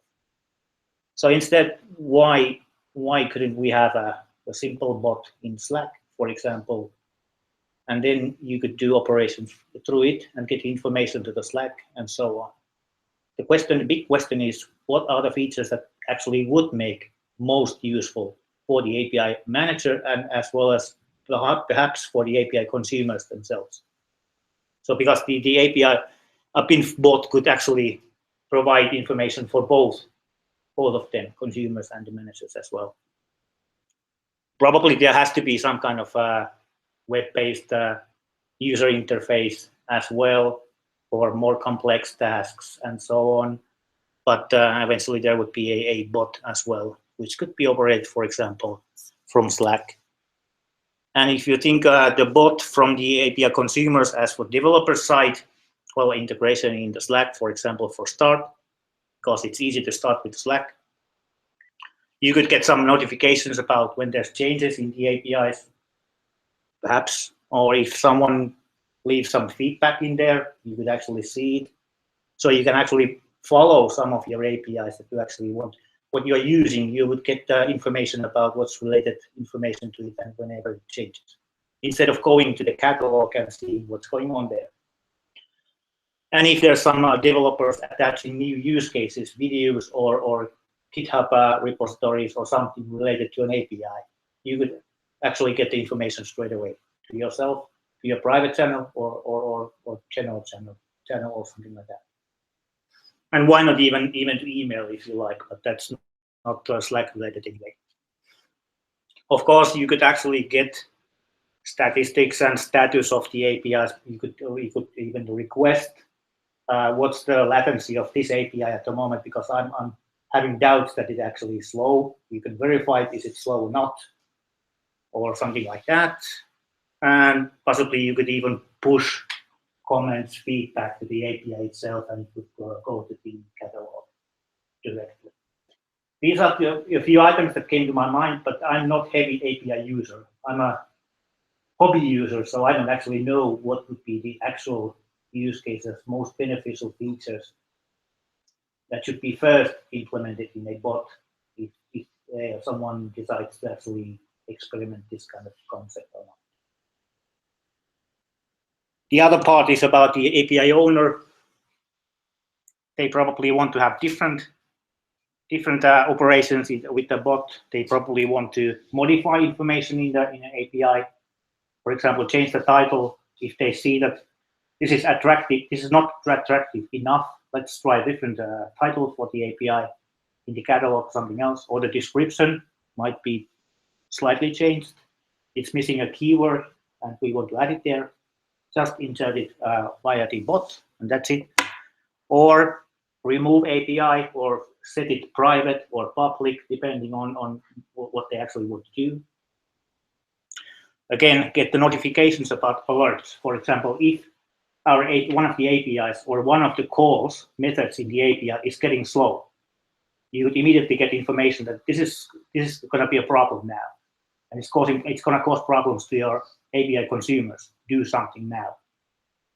So immediate information instead of going to the email where you occasionally go once a day or once a week or something like that. Some people do, but for example, I don't like the email anymore. I avoid it as much as possible, and I do my daily stuff with Twitter and whatever means that I have, instant messaging and everything else, and Slack. And in our company, we use the Rocket Chat, and pretty much similar to the Slack itself. But anyway, alerts, or if there's a new user, if someone takes your API into use, you could get information about it. Yeah, we have a new user here. Or someone leaves you feedback to the API itself, and then you would actually see what it is. Yeah, obviously you might want to get weekly feedback about the statistics, usage, or something else, or even by requesting about statistics and status of the API. And perhaps in the UI level, you could define if this then that kind of operations. If this happens, then do that. And you would give a short name to those operations, and those you would control via the chatbot itself. Not creating the recipes in the chatbot, but actually controlling when these are on, off, and applied and everything else. So it's a combination of doing something in the web browser and then actually maintaining all the operations in the chatbot level. Perhaps, I don't know. That's basically that in a nutshell, that these two angles are probably the two that I would choose to go towards. But I don't know what could be the most beneficial feature for the API consumers or even the managers. So I would love to hear your first thoughts. Trash it up, say that it sucks, it doesn't make any sense, it doesn't have any value, some kind of feedback. That's promising. If it doesn't exist, it should. I mean, we want to automate as much as possible management in any domain. I would say. If APIs would, API management has to be automated. It's not useful. I would be interested to even take it a step further in a way like, I'm going to start a new API. Okay, dear, what did you have in mind? A weather API.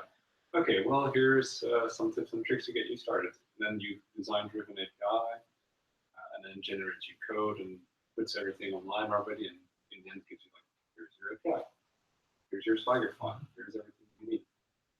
And basically, I did all that in Slack. Like that would be awesome. So, sure. Yeah.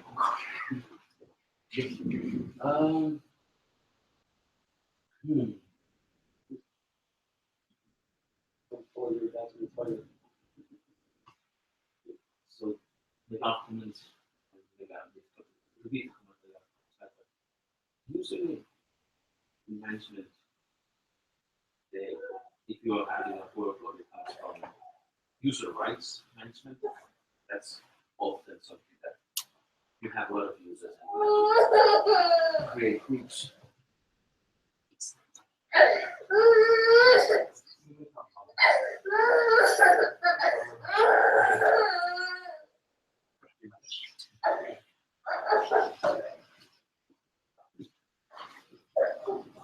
No, just need to make it awesome. That's Sorry. I mean, just in general, like managing ICT systems, user management is a huge hassle if you have to actually do it. So that's something you want to automate as much as possible. I don't know how much APIs have that feature. Like in the real world, do APIs have a lot of this user group can access that data set? Like, is that a big problem, or just generating groups of people? If it is, then that would be a topic for or any form of automation. It's actually using it. Yeah, that's a good point. Personally, I wouldn't feel really safe using chatbots with missions and everything because, well, natural language is ambiguous. So you never know how it's going to interpret what you're saying.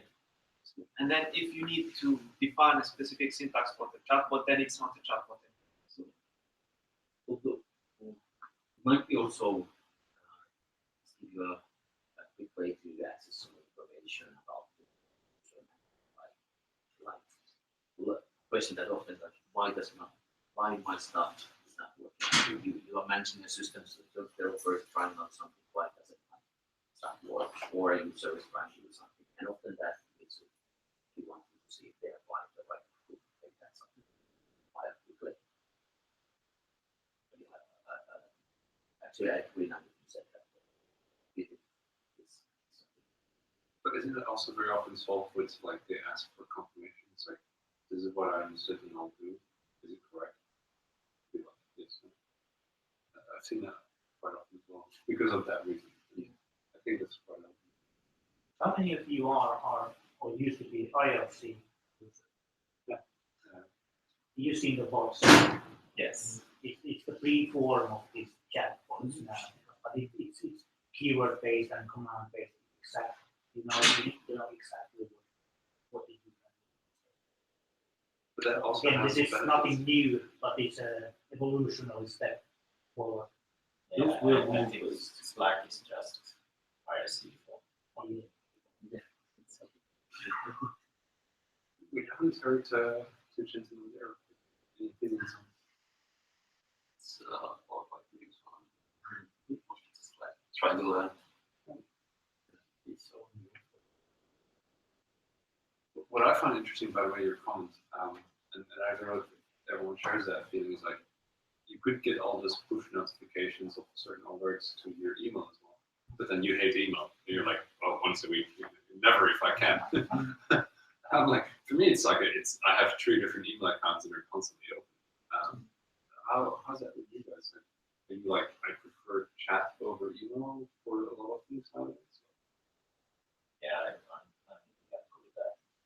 I try to avoid. I check my transaction.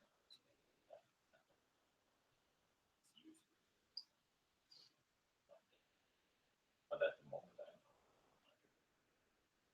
I can punch down on a keyboard and program. So I know that not all people's jobs are like that. A quick follow-up question, because like that's where I also see potential challenges in the future. So we have Slack, we also have Messenger, there's Rocket Chat, so there already a fragmentation. Yeah. But then the worst part of it for me is like it's still like it's distraction. Yeah, You it's get messages. yeah. I think that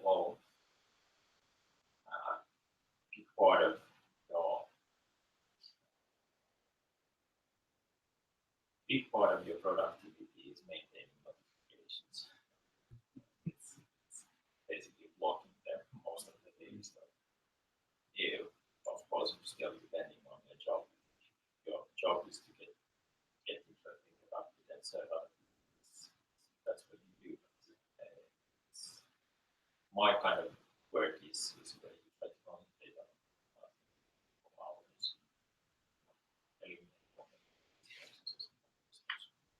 Actually, we don't need a chatbots to manage chatbots. Yeah, yeah, or just close them down for a while. I managed to avoid email in my previous job pretty well at the end. But it took me a year and a half. Actually, well, I was a product owner of 3 different services, and I pushed all of those towards one Slack. So I had dedicated channels for different aspects, and community channels and private channels for customer discussions. I had one place to and eventually it turned my eyes around because I used to go to email in the morning while drinking my coffee. So what's going on? But then I started going to the Slack. What's going on? And actually, are there something that I need to take into care as a product owner that make them know and take some action? And then I realized I like this more. It's one place. I have different customers, different teams here in one place. But then, of course, I have a lot of Slack teams. I have like 14. So I'm jumping around Slacks. And when I realized that, then I started to push all of these things to one Slack and made a general Slack for all of these. They didn't have any objections for it since they were given an option to have a private channel as well. So we discussed that. But most of them prefer to have an open channel. But anyone can join. But anyway, it doesn't fit all the situations, but for me that made my life easier. And my morning coffee is more pleasurable. Instead of browsing like 500 emails, out of which 490 are bullshit. You can, still, it's pretty hard now to push advertisements to Slack. That's gonna happen. It's gonna happen anyway.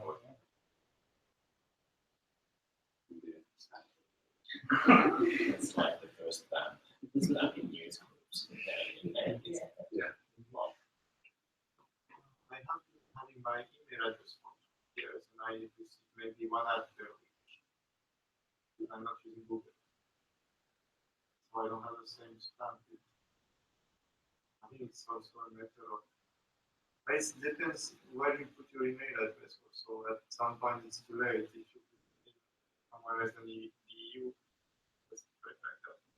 I know that I published a research article, and I saw Springer putting my email address here, right there on the page where there is my research article, and I was like, oh my god, that's the end.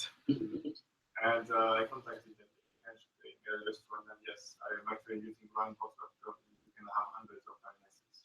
So I use this system. At Gmail, you can do aliasing as well. You can see who sells what to. I mean, very simple with email as well. If you just start a business, you just put your contact details. You can also include your phone, and it's open for everyone. Yeah. But It's not always up to you or your email. As you said, yes. for example, my previous employee, they just put my work email wherever. It was everywhere. I didn't even, when I noticed something, the next moment it's over there, it's over there, it's over there, it's over there. I think that was forced. Yes, I gave up. I managed to keep it for now, but soon there is over. But the thing with email is that the spammers know that there is this system. While when you use systems like Runbox, okay, you have to pay €12 a year, but then you can put any alias you want, basically, in front of the Runbox of you have hundreds of.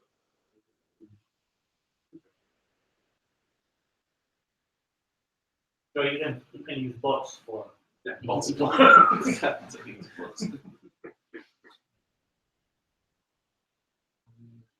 all right. I was thinking about the stat. Yeah, Yeah, style recipes. Do you have? Were you thinking any particular use cases already? No, I'm just poking in the dark. So, Yeah. because I guess, but basically I'm going somewhere with the filler. So when you do some API management, when you establish APIs or do something, it's always, there's pretty much similar tasks, subtasks. So you could partially automate those. Yeah. And then just put those in series, possibly.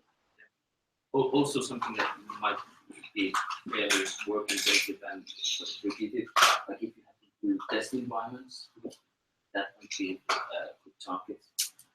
Like it's just a script to create this test environment. That was the only one I came up with. The thing that we haven't talked a lot about natural language processing. I think they're like I was into the whole NLP and semantic web back in the days as well. And I remember there was this idea of it's called true knowledge, which I'll find the whole thing. So there it's like you ask a question and the idea is you get an answer. If they can't answer it, they will ask you questions so they can in the end come give an answer. The example there was like, so is Bush older than Clinton? And then they're like, well, we don't know which Bush you mean, senior or junior, because both are presidents, right? So they will ask you that question, but they're able to ask you because they have the information in a certain format. I think that's also like, by definition, you need to have this kind of chat environment because you need to ask those clarifying questions and send the answer. I think there with bots is also the opportunity. Like you can actually more easily get to the information you need because you can have this conversation. Like I want to buy something. Okay, are you hungry or are you bored? I'm bored. You know, well, here's glitter. Have fun. So, like, I see the bots having their big advantage. It's like you can just more easily narrow it down. Also, like, Right. A bit obviously and add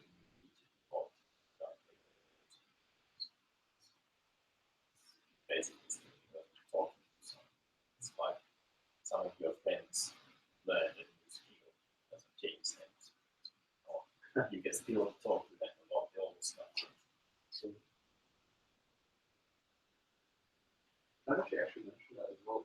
There's also one very interesting aspect to if you actually start analyzing what people ask, you very clearly see how to interpret that. Yeah. Like, okay, people can continuously ask this type of question, but we haven't implemented this feature. Well, now it's super clear that we should go to another before we can ask it. Right. You don't need to do marketing. It's all there. Wow. One way I might consider bots is management. Sometimes you want to offer resource to the people, like what would you use it, but you don't want to make it that everybody has access to it if that resource actually has a cost, like let's say about idea and that's something that. But then you have to actually run it on actual computers. You're spending physical accuracy. So you want to have some kind of a reasonable check that the person is going to add value to research.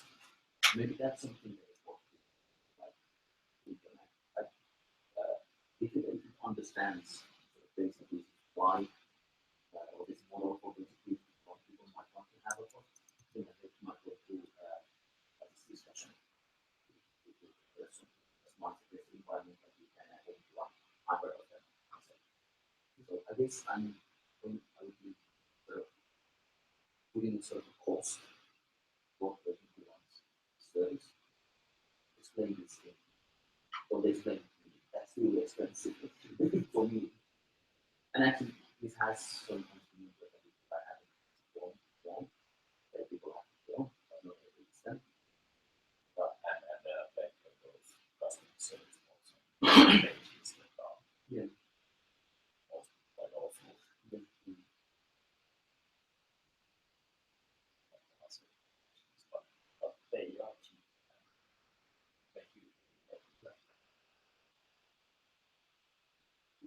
that's also the thing. Like, what is now the actual definition of a chatbot? Like, it's still so ambiguous. Like you said, you can have this customer service bot, which basically you Google in the knowledge base they have, and here's the top 10 article. Like, it's Google, it's not a chatbot. Yeah. So, where do you draw the line? What's the real chatbot? I don't know. It doesn't really matter. I think already the people on most services quite intelligent.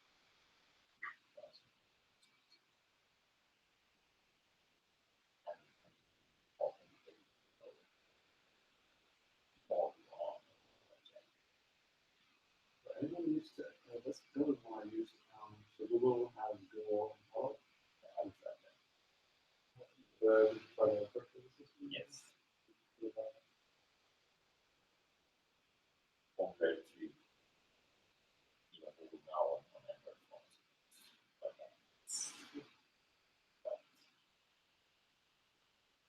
wasn't used.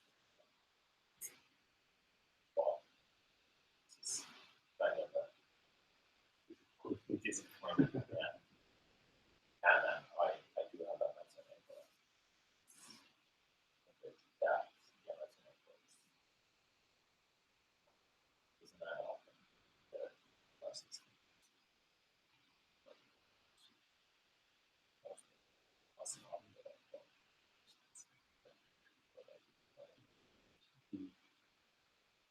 It's indeed like that. I mean, I guess the step from chatbot to speech is a lot smaller than what we have now. Yeah, and then what would be problem with the voice interface is that we make the service simple because it's user is not probably that's the context dialogue. It's going to be here for processes answers back.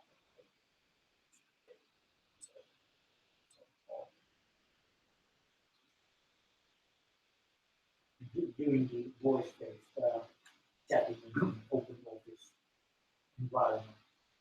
Yeah, it's no wonder that the way to go was echo because it's at your home. It's basically because it's called your value. So you know, and then all things that it is good, so much better than it's almost we did not prepare it's a good what use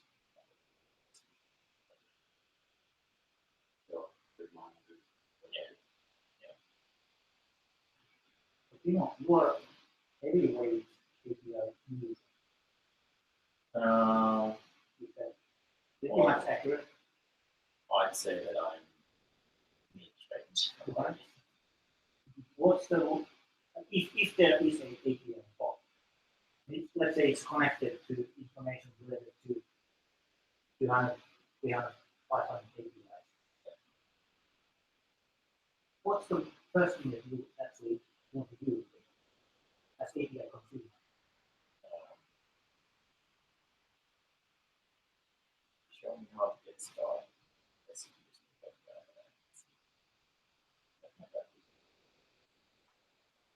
So you already know the API. Well, it's of course it's. Let's say that I want to integrate well. Tell me what the simplest use. It's one of those things that Google, right, other systems get frustrated before then they can do something, but you don't really get like a proper grasp of business really the best. And you can't know at that point. It's very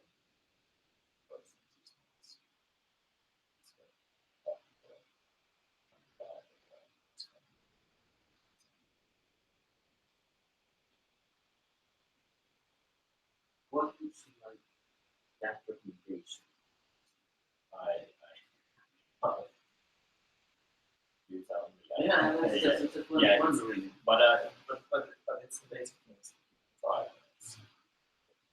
For instance, when trying out in the try, whether they use functions quickly to errors, whether you can actually do that it says if not, chance Yeah, but it's a maybe even smaller, like popularity or popularity is a good measure, and it's well, it's with any product. Popularity is quite good. So it's popular. At least someone is kind of get some time uptime. And of course, since we are living time of what might be done, so it might be learning from actually from people and change the recommendation based on his what the artificial intelligence is building a profile about you. It's gonna happen if you want it or not. Well, also can actually do emotional analysis of the interaction after the API, see how satisfied or dissatisfied you are, and then indicate that, and based on that, That's pretty high quality. I was thinking like have a mass of information about Timo. What he's doing in GitHub? Is he using normally Python? So that we don't have to ask for it. We're actually providing him snippets of code actually the code that he normally likes to do. So instead of asking him for it.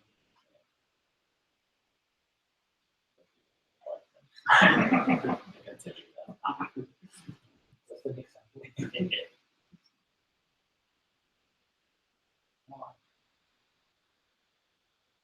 What about others?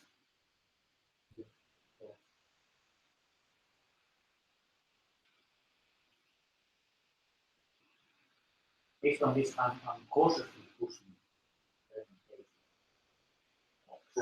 in our company. Honestly, just for a marketing aspect to it, I would say like, hey, we're the first company where you can start your own API in Slack. You know, like we launch it, we'll put the basic designs, put the basic Swagger file already, just a few basic things. That's something simple. Yeah. That aspect was also in my mind. Since this is something that is intriguing that we will come anyway, so this might be a way to actually get more.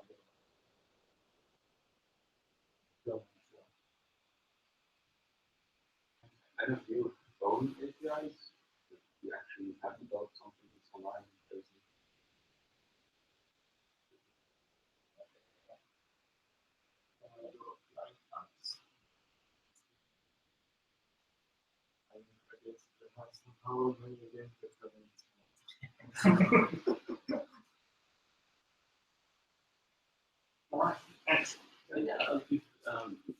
Go ahead. The API management authorization is sounds really interesting.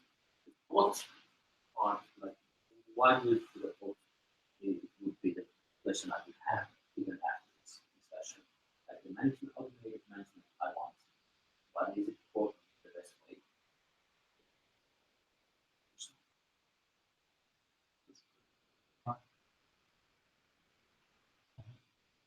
I think maybe also one thing to consider with bots is you don't need to spend money on design, like designing an actual graphic.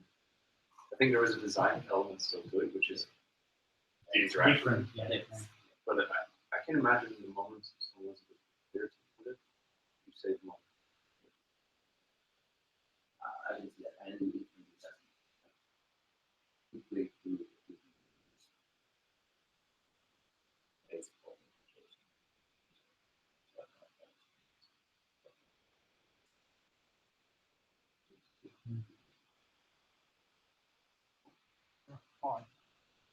At least we got some discussion, and that was the idea. Just throw your bone to discuss, and I got a lot of ideas and a lot of feedback. And thanks for it. Let's see what happens.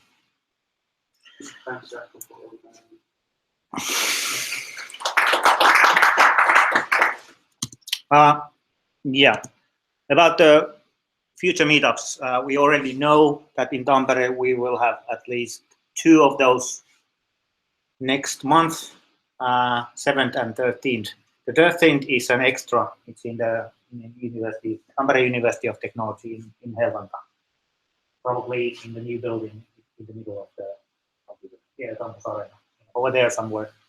Let's see. That's not completely fixed yet. It's a heads up date for the event, but they actually wanted it because we are having this session here now. So there's a fresh and competition going on in the universities here at the moment, which is good. And all the meetups are coming to the same address, so please join there if you're not there yet, and yeah, or that as well. And we're also in the Twitter APIOps, so please follow that, and let's see what we come up with. And as was mentioned, the Helsinki is also ramping up, and the information about the first meetup is going to be there in their own meetup address. Let's see what happens more in the springtime. And let's try to get more people next time.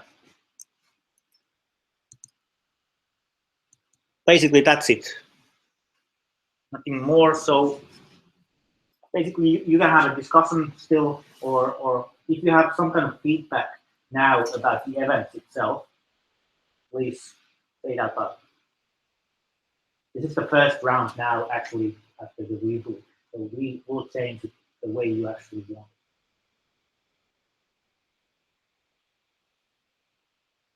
I'm desperate for the content for the meetups. So if you have something that you even think that you would like to share with the community as a developer, these meetups are your chance to actually say it out loud. It can be 5 minutes, it can be 10 minutes, it can be 20 minutes. I would love to have something to do with the API, since it's APIOps, but it doesn't have to be automation itself. As long as APIs related, using or building, maintaining, doing APIs, that's fine.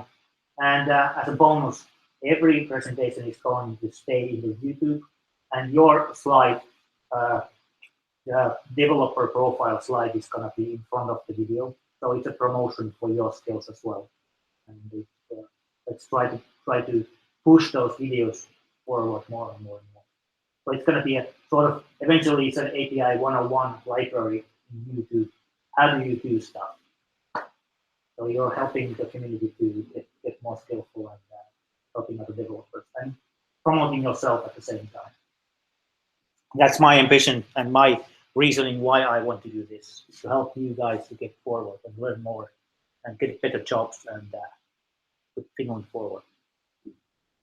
As a service company, basically what we do is we produce software for our clients, and it's usually so that we give the software the source code.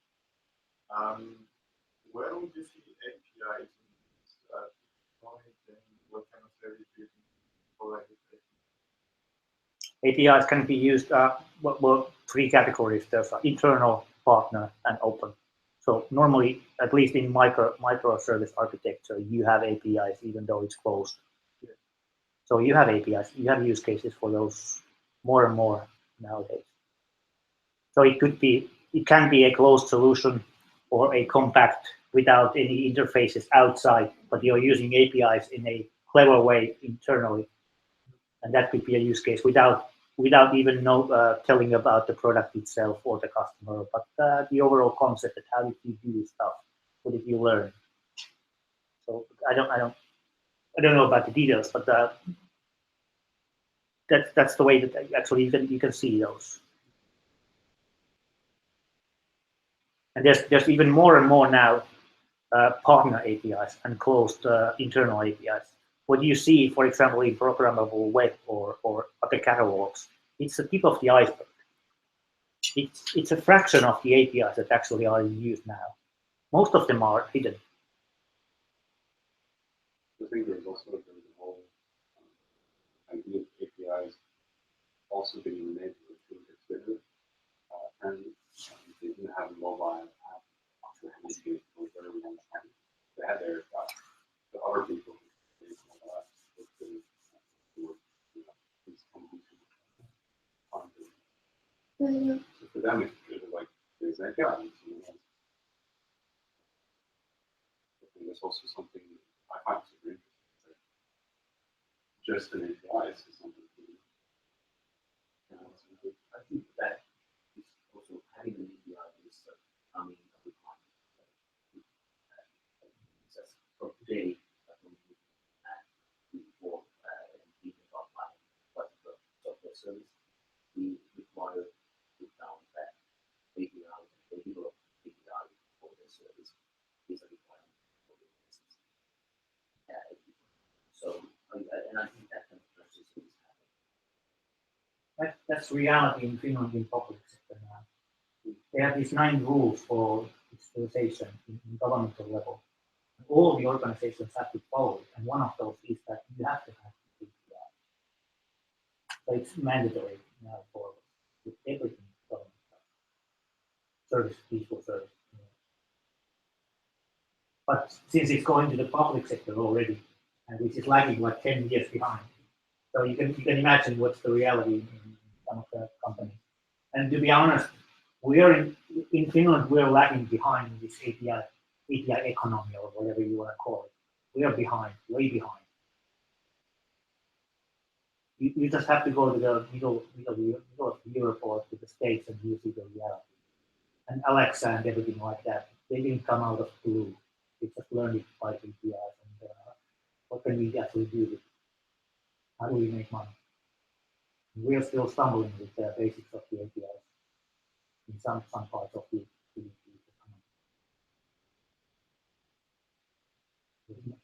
Imagine how cool it would be to be able to pay your bills and account it through chatbots on the side.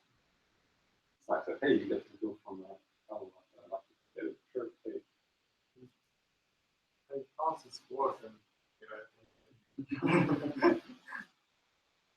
All right. No need to delay anything anymore. Thanks for coming here and thanks for the most interesting discussion. This is excellent. This is exactly what I want. Thanks for being so participatory. Be here and let's see what happens next. And if you want to host a APIOps event in your company or some other organization, that's fine. Just let me know and we'll book it. And you get your own company advertising. The logos and everything to the YouTube, so it's beneficial for you as a company as well. We don't have any limitations for that. It's up to me actually. So, how we promote the companies that help us to build a developer community around the API. Excellent. Thank you. Thank you.